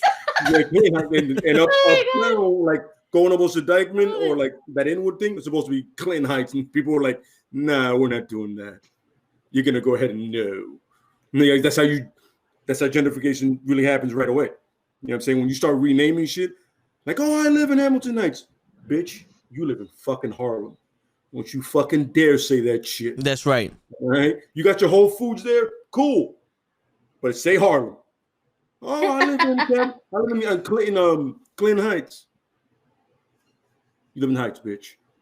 You live in Inwood, Dykeman. You live in the Heights, bitch. 6 Block City. Pick a fucking one. You do not live in Clinton Heights. There's no Clinton Heights. Fuck you. And I remember the first time I saw that name, I was like, no. And just how definitive you are with that, the fucking Santana Ortiz will now and forever be known as the Bronx Bodies. That's it. You're welcome. Yep. I'm here There for you it. I hope y'all like it. And if if y'all you don't, it's okay. Yeah, and listen, and if you don't like it, I tried. If you have a problem with us naming you, there's 10 steps you can do. You can go on this video. You can like this video. You can subscribe to us. You can share with all your other wrestling buddies, right? You can write the link down. You can mail it to your family and have them come on and like the shit and all the other stuff, right?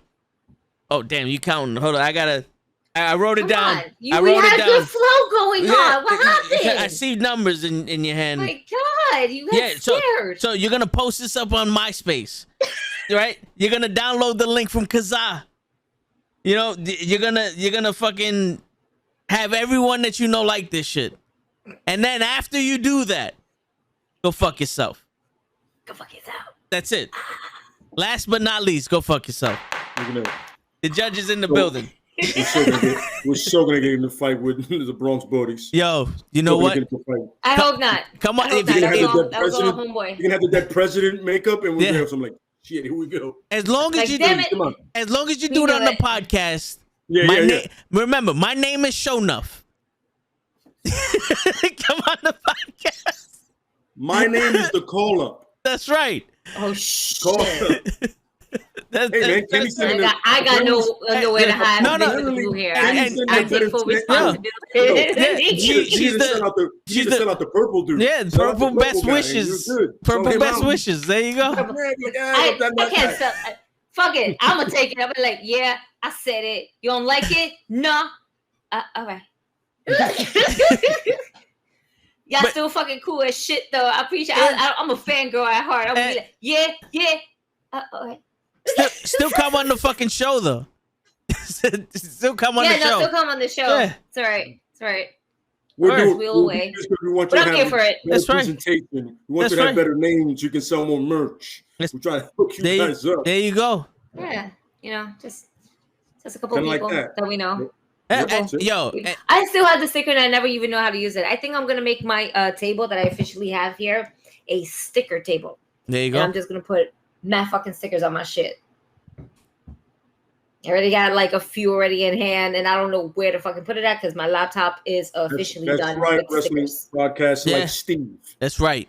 Just like Steve. Yeah. Hey, has anybody seen Steve lately? Has anybody heard from Steve? We want to know how Steve is. Where's Steve at? Pude, I'll take a couple of stickers. Yes, mail them to me. Yes, I'm here for that. There you go. But yeah, does anybody know where Steve's at? We're just trying to figure him out. We just want to where the fuck know is that he? we are thinking about him, and we want to know who the fuck he's at. Like, who is he? There's a question in the chat, I guess, right? There you go. All right, I got you. Puerto Rican Juan Sanchez. Yo, we're gonna have to get your name lowered also. You know, but Jesus it's all right Christ. though. It's all right though. You know what? We know he's Puerto Rican, proud and powerful. That's it. That's it. But he goes, all right. What's up, guys? Happy Thursday. You know what time it is. Appreciate you stopping by. Does anybody know what happened to AJ Styles? We haven't seen him on 2 Monday Night Raws in a row. Is he injured? What's going on? There's word he might be. I don't think he's injured. I thought he was taking some time off to do something personal. I saw that somewhere. Like he took just it's not going to be nothing lengthy, but he just had some stuff to take care at home, so he just took some time off. I mean, you know what I'm saying? 2 weeks is very specific though. Could we be talking about? Well, I mean, it's been 2 weeks since we've seen Omos, and just by himself coming down the ring. Is it really 2 or 3 weeks?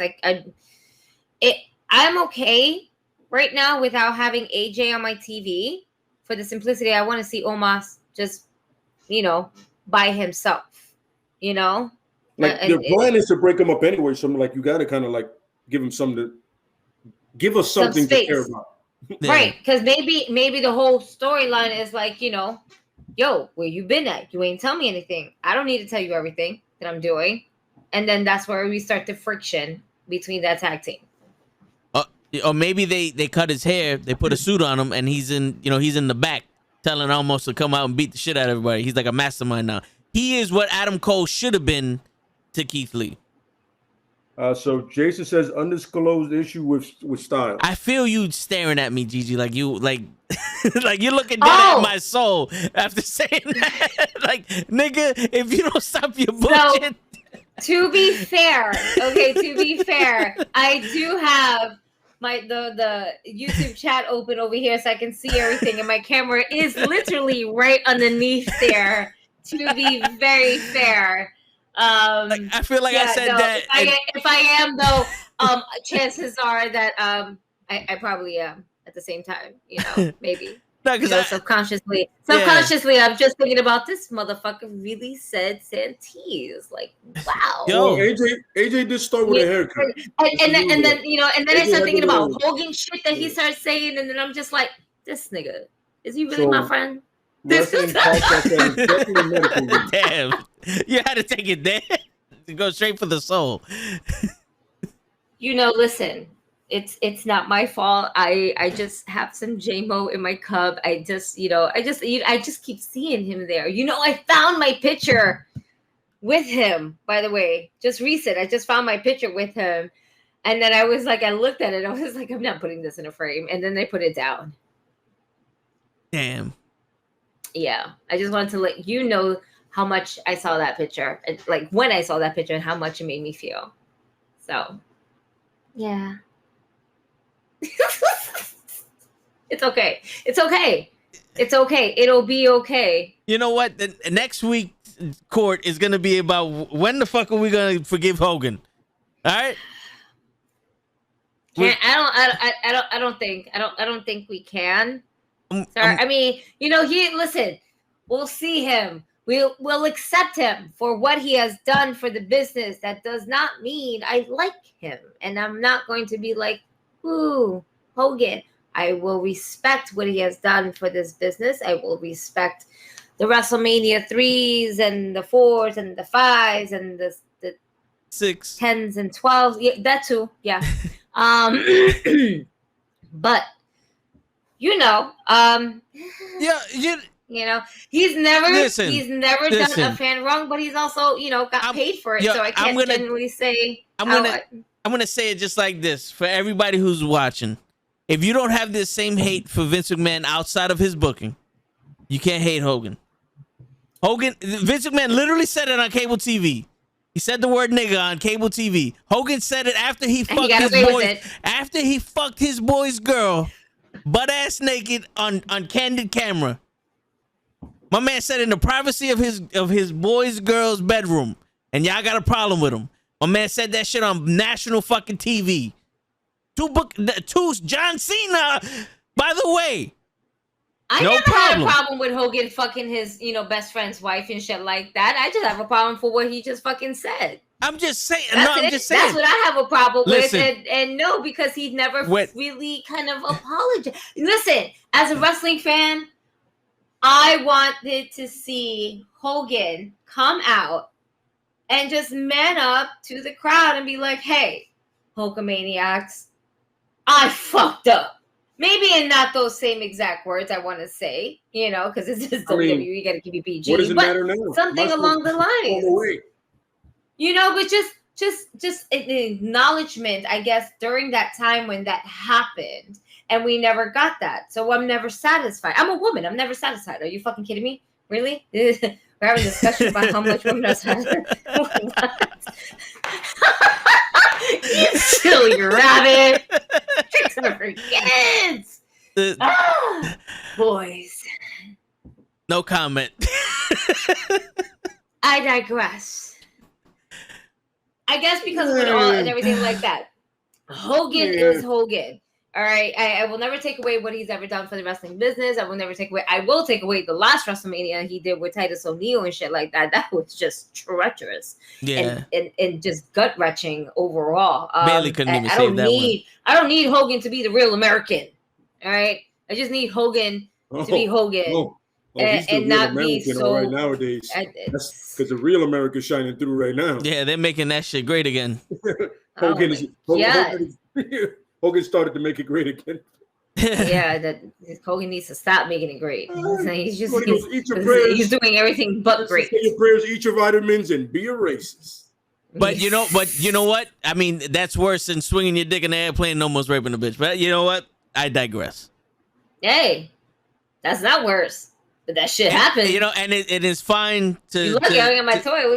It's fine to beat down a man on the Howard Stern show that had bipolarness and was afraid to come out as gay. That's fine, John Cena. Don't worry about it. Would that happen? Yeah. John Cena was on Howard Stern and said Canyon was not good enough to be in the WWE. He sucked.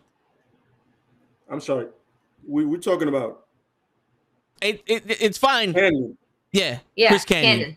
Chris Canyon. Better than Canyon? Him. One of the best innovative minds in wrestling was not good enough to be where? In the WWE.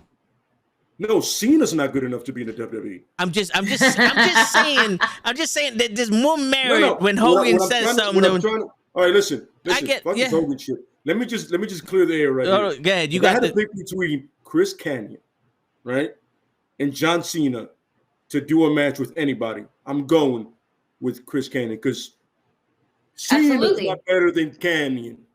He's not. These are facts. I just balls on Cena, son. Yeah. I just like to point out, Kevin Steen and who's the announcer for AEW? I keep Justin Roberts? No, the match. Oh, you're talking about Excalibur? Excalibur. Oh. They had a lot of fucking fun using the N-word, saying the nigger word. In back in the day. No problem. But my man just busted a nut. And he can't say shit now. I'm just saying, I'm pointing out the facts. He's not the first and only person to do it in the wrestling industry, but he's the most hated. You know what it is? Also, I'd like to point out, the Ultimate Warrior was homophobic and said that he said a lot of shit about gays. Super homophobic. He's another one. And look about Venus. And you know what I'm saying? So like, and he was fine. It was all good. Just don't fuck your boy's girl while you say it. Focus. You have to understand. You just named a bunch of people that can't hold a candlestick to the attention Hogan brings to himself. Yes. Like, people. No, consistently. Let's just say bring to them, but consistently brings to them. A hero, bro. Decade over decade. Were the people he offended? I get it. Listen, Lay, but where I'm coming from is this: as a wrestling fan, as we are invested in every character, we cannot hold one accountable for something and not hold the others accountable for the same thing. I completely agree. I'm not fighting you on that. I agree. Like the court of public decision or public appeal. People who don't know wrestling and they just know Hogan. I get it. Do you, boo boo? But when it comes to us, everybody in this chat, we're into wrestling. We're wrestling fucking fans, and it's deeper than rap for us. I get it. And you could be disappointed in Homeboy, but remember, other people have done it too, so they need that same level of disappointment. They need the same judgment. Of course. That's all I'm saying. No, look, Val Venus is transphobic apparently, right? Val Venus, guy, whatever his real name is a piece of shit. Not gonna lie to you. Warrior, for the shit he was saying, piece of shit. Cena, piece of shit. Cena's a mega piece of shit because he's legitimately talking about a man that's 100 times better than him in so many ways. You know what I'm saying? You ain't cut your teeth the way that man did, and you weren't nowhere near as good as that man ever. The point is, Cena, you have lost your fucking muscle driving, non-wrestling, saluting, fake Marine mind. If you honestly believe that man could have cut it in WWE, you might as well just say that Brett couldn't cut it. Yeah. You might as well say that a guy like Shawn could have cut it. My man, Canyon was wrestling. Cena, you ever get a chance to see this, man, you have lost your fucking... And I know you probably said that shit when you were younger, but it doesn't matter. You know what I'm saying? You're a piece of shit for saying that, bro. Because that man was better than you. Ric Flair also said it. Yeah. Watch the Beyond the Dark Side of the Ring episode of Canyon. Once again, and Flair's a legend too, but you're a fucking moron. If you've seen him wrestle at any point, you go, wow, that man is good. And he's more creative. With all due respect, he's more creative than both of y'all. Yeah. Because he's come up with some shit that you're like, okay. Word. And I know I'm hurting a lot of people's feelings out there, but watch Chris Canyon wrestle and then watch John Cena and Flair wrestle. You're gonna go, I see. Yeah, but also a lot of people like to talk about the gay part. Like he was afraid to come out as gay. My man suffered from bipolar and I think it was like depression or some shit. Like that to me is a bigger impact that he dealt with than just being gay on the side. Like I think they totally missed the mark with trying to he was bipolar and that's an issue. And if you have that, go get help or whatever. You know what I'm saying? Like a lot of people just heard My Mama's Titties and ran with it from that documentary. Like, he was gay, and now all of a sudden that's the biggest thing. No, my man was bipolar and had depression issues and mental issues. The gay part was, the crutch for him. Not saying it's not a big deal. It's, live your life, but I'm just saying. I felt when I watched it, I didn't get the same shit that everybody else was talking about. What made me watch it, Yeah. But also, when Jericho said he got punished, I tend to believe Jericho a lot more than a producer for the WWE. I'll let you watch the episode so you know what I'm talking about. I mean, if you used to produce WWE in one way, you're still like they have like long-standing gag orders for certain shit you can and cannot say. Yeah, that's like a thing for them. But Jericho, I don't give a fuck. Some like, they decided to punish him. Yeah. You know what I'm saying? It's a bunch of like Kenny says, a bunch of good old boys. Yep. You think they like that kind of shit? No. Nah. But then again, McMahon likes that kind of shit. Yeah. It's just not the way somebody else does. Word. You can only like it like he does. Big burly men. Yep. And they're I underwear. just want to say this. Yeah, Gigi. Fuck Vince McMahon. Nowadays, Vince McMahon as a character, cool. McMahon as a person, especially after today and all these fucking executive decisions, yeah, go fuck yourself. Come on, Vince. Like, really? No, Vince lost me with the Owen Hart thing, so he can go fuck himself for years ago. Yeah, no, it was just bad. Especially after watching the episode of Dark Side of the Ring, and then you actually feel like you got the full story. And any fan, in all honesty, that's been a fan since like the golden days, the golden era, actually, right? So yeah, you're always gonna have to wonder what happened to Bret Hart, what happened to that time, what happened to that moment. Dark Side of the Ring came and it gave us everything that we ever wanted to know and also didn't want to know, but I guess feel pretty shitty for knowing now. Yeah. And then realizing that it's just like, fuck, man, you guys are really pieces of shit. Yeah. There's moments where the show must go on is not the best move. You cut that shit loose. You tell people, yo, listen, after what happened, you got to go home. Shit's done. It's over. Yeah. That's it. Like, I could see after it happened, but once they, like, my man passed, yo, we're done, guys. You know? Yeah. Like, at least just, like, acknowledge it, because everybody in that arena probably didn't know anything. No, they didn't know anything. Let me correct that. Because it's not like we were living in the time where cell phones was just popping and you got the latest fucking info on Twitter. Yeah. Nobody knew anything.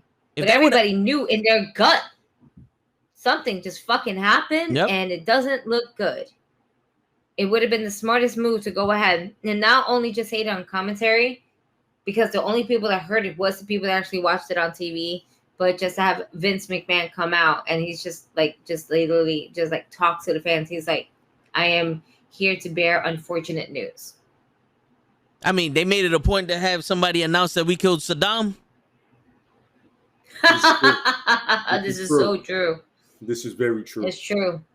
This is very But that's true. when times were a little bit more raunchier than the times that just happened. Times are different. Things change. That's fucked up to say, but during that very time and everything like that, it just wasn't. No one knew what to fucking say, and that's the fucked up part. Because it should have been Vince to be man enough to go ahead and just like go in and just stop the show. Yeah. I mean, telling you, man, Vince is like the Al Davis of WWE. He needs, once he dies, everything will get better. Dark Side of the Ring. Once he dies, everything will get better. You know what I mean? And it's fucked up to say. You know what I'm saying? Well, if you know Sonny what? doesn't buy them out. You know what's funny? Nah, you know what I'm gonna say it's fucked up to say, man? Because after all the shit he's done to people, with all due respect, you know what I mean? Yeah. Yeah, man. Sometimes you got to be on some. You know what? You've gotten too much leeway because you got money. You know, fuck that, man. You know what I'm saying? I mean, lives you ruined, but whatever. You know, not if you're Samoan. You're Samoan, you're okay. Well, a certain type of Samoan. That's true. You can't be Samoa Joe Samoan. No, you got to be. Speaking about Samoan, has anybody seen the Usos brothers wrestle? Yeah, I have. I know he was on NXT, but I didn't get a chance to watch him. I did.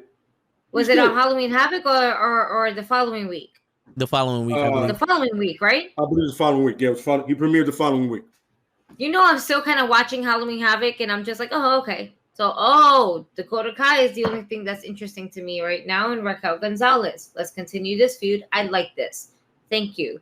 Mandy Rose as NXT champions, I couldn't care less, to be quite honest with you. But the fact that her fraction got all the gold, at least it makes me feel, okay, this is what we're trying to really believe in and push. Let's see how much. The fact that one of her bitches is named Gigi, I'm already loving the character. And the bitch got bright orange hair. And I'm like, yeah, I'm with it. Yeah. Sure. I didn't even know she won the title. Who, Mandy Rose? Yeah. I just saw it like maybe a couple of hours ago. We kind of. Like I was watching it with my pops. Yeah, I kind of figured she won. Because, her teammates won the tag team titles. I kind of figured that. Because, Raquel Gonzalez is a nationality that isn't really well liked, when it comes to holding gold. Oh, and she also because of her lover. True. The choo-choo train. Maybe. Oh, that's right. That's right. Yes. She's with a. That's right. Well, she's tall, she's big, and so in Strowman, so it makes sense. Yeah. Yeah. Yep. So let's see what that happens. Pro Wrestling Podcast. The both of them are snacks. I ain't gonna lie. I don't know who. I don't know them by name. Gigi Dolan. Gigi Dolan is a whole snack. Yeah, no, she is.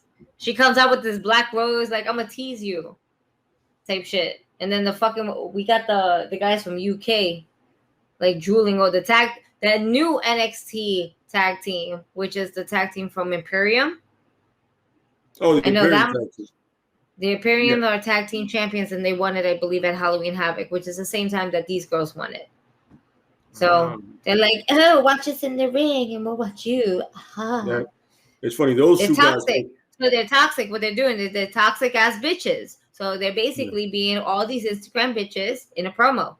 They're doing what I said they should have do with Carmella. Yep. I'm just saying. Correct. Mm-hmm. Carmella's trash. But the Imperium guys look like that third K with them is not silent. No, not at all. No. Like if I had to get a perfect tag team to be about that, I'm like, yeah, you two guys. Yeah. Ty Conti is a What's funny is that on the NXT, like I saw the promo and they had subtitles. And this isn't the first time that they have subtitles. So I'm wondering what's going to happen on a live show on fucking Raw or SmackDown. Where are you still going to have live subtitles like right underneath the character? Mm. No, we're going to pre-shoot it and then have the subtitles. Wait a minute, are they speaking English and then subtitling them? No. Or they're just speaking German? They're speaking German. They couldn't do that for Shinsuke or for. I was about to say they do that, and they don't do if they couldn't do that for Cesaro or Shinsuke. Oh, Asuka. Remember, Cesaro. Like I said it before. Word, Asuka. Languages. My God, because Shinsuke can throw a couple words, but Asuka, my God, I feel like it's just like pulling teeth. Yeah. Like all this shit that she fucking goes off on. Be like, what do you say? All right, write it down. Translate that. Get a translator. Be like, this is what the that's what she's saying. Like and like cut a promo. But this is the thing.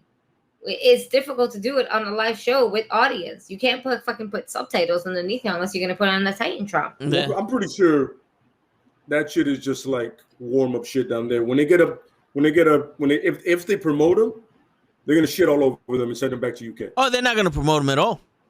Yeah. No, they're just gonna ship them back to the UK or just release them because they're gonna split them up and do the original thing and put them in another tag team. Yep. Like that's what we like to do. Yeah, like they did with Otis and Sami Zayn. The other one's gonna tag with Chad Gable. Yeah, or what's his name? Kazar, the guy that was with the modern day Maharaja. Kazawa? No. Marvafest. Shank? Who? No, Shank is the taller one. No, yeah, the other one with the yellow. Oh, I don't know his name. Yeah, Mars Fest. We're gonna call him that for now until further notice. They're gonna team up with him. The foreign, because WWE loves themselves some foreign heels. Oh yeah. It's always America against everybody else. Yep. Stupid. Yeah. Unless you're Puerto Rican, because then you're gonna sell vacations. World Wrestling Entertainment, and somehow it's feel like it's America Wrestling Entertainment. Yeah. Shanky and Veer, there you go. Why are we still wrestling? Why are we still mentioning wrestling? Because there's no wrestling really going on. This is true. And earlier today, World Promo Entertainment. That's what it's called. World pretty much, Promo Entertainment. Earlier today, Cap commented saying that the WWE forgot about the entertainment part, and that's why they're getting rid of all these wrestlers, because they no longer want people that can actually wrestle. But that's the entertaining part about it. Yeah. Oh, you don't like the acting skills from these people? They literally made this shit a novella. without any fucking actors. But yo, we went 15. Well, we went longer than we were supposed to, and that's show's fault. Yeah, that's show's fault.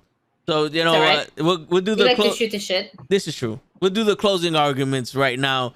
What anything you guys want to say, or you know,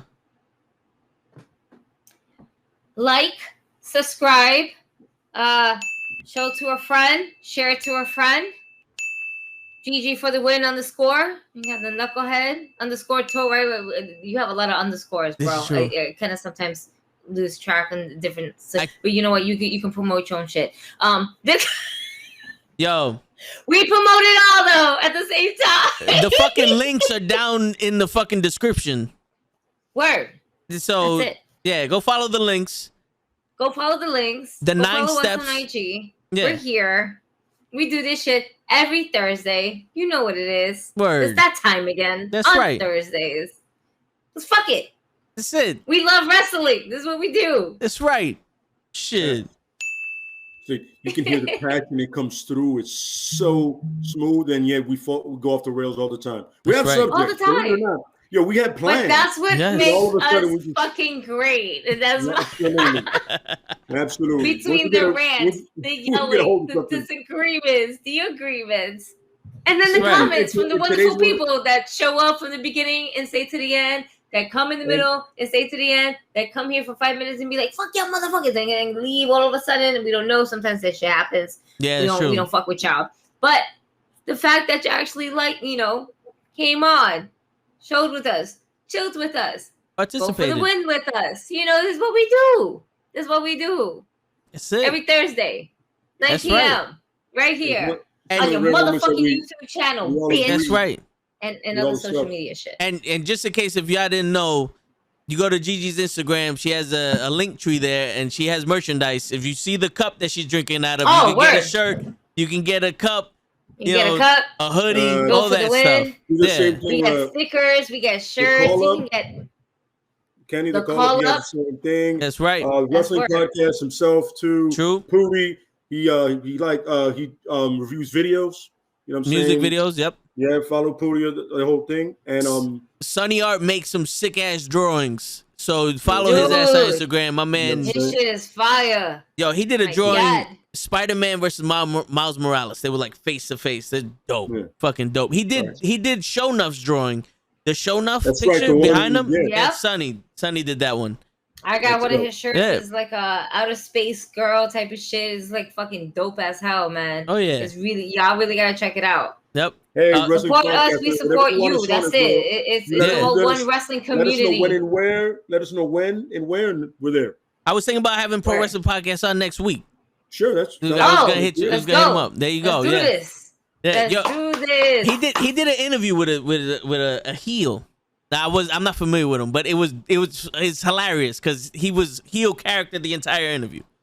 Oh, that's amazing. Yeah, he was a heel character the entire interview. It was hilarious. MJF kind of deal, right? Yeah, it was dope. It was dope. I love that commitment. For real. I love that kind of commitment. That's dope. But yeah, yo, on that note, tomorrow, the toe in the show, 9:00. If show it might be just a toe. It might be just a toe. It might just be. You never know. You never know. It's a show with toe without the show. Just a toe. I may make a guest appearance, so he won't be alone for a minute because that's fucked up. Yeah, there you go. Also a little toe at the same time. I'll tag in for the sub. You know what I'm saying? A lot of confusion going on. Yeah. You might be the toe. Appreciate y'all. There you go. But on that note, guys, it's your friendly neighborhood knucklehead signing out. Peace, everybody. We the ones. That's it. Acknowledge us. That's right, bitch. Gigi just saved Santana Ortiz from calling themselves Santies. Yes. Facts. Santies. What are you thinking? You're Santies. I put Santana and Ortiz together. Boom. No. I hope that gets you. This is not Kim Ye or whatever the fuck it's called. They're not a couple. It's better than Ortana. Like that. My God. It's better than Ortana. You know, Ortiz is Santana. Yo, can I get an Ortana, please? Ortana. Large order of Ortana. Yo, I'm here to see Santis, and in the meantime, let me get an Ortana. There you go. Yeah. There you go. Let me do all of that. AW should get like drinks for wrestlers. For real. Get the MJF, please. That's Get it. the MJF. That one right there. Let me get the Derby Allen. I don't know. No, that's how you kill yourself. No, you don't get that one. Let me get the Inner Circle. That's what I'm talking about. That's it. Inner Circle.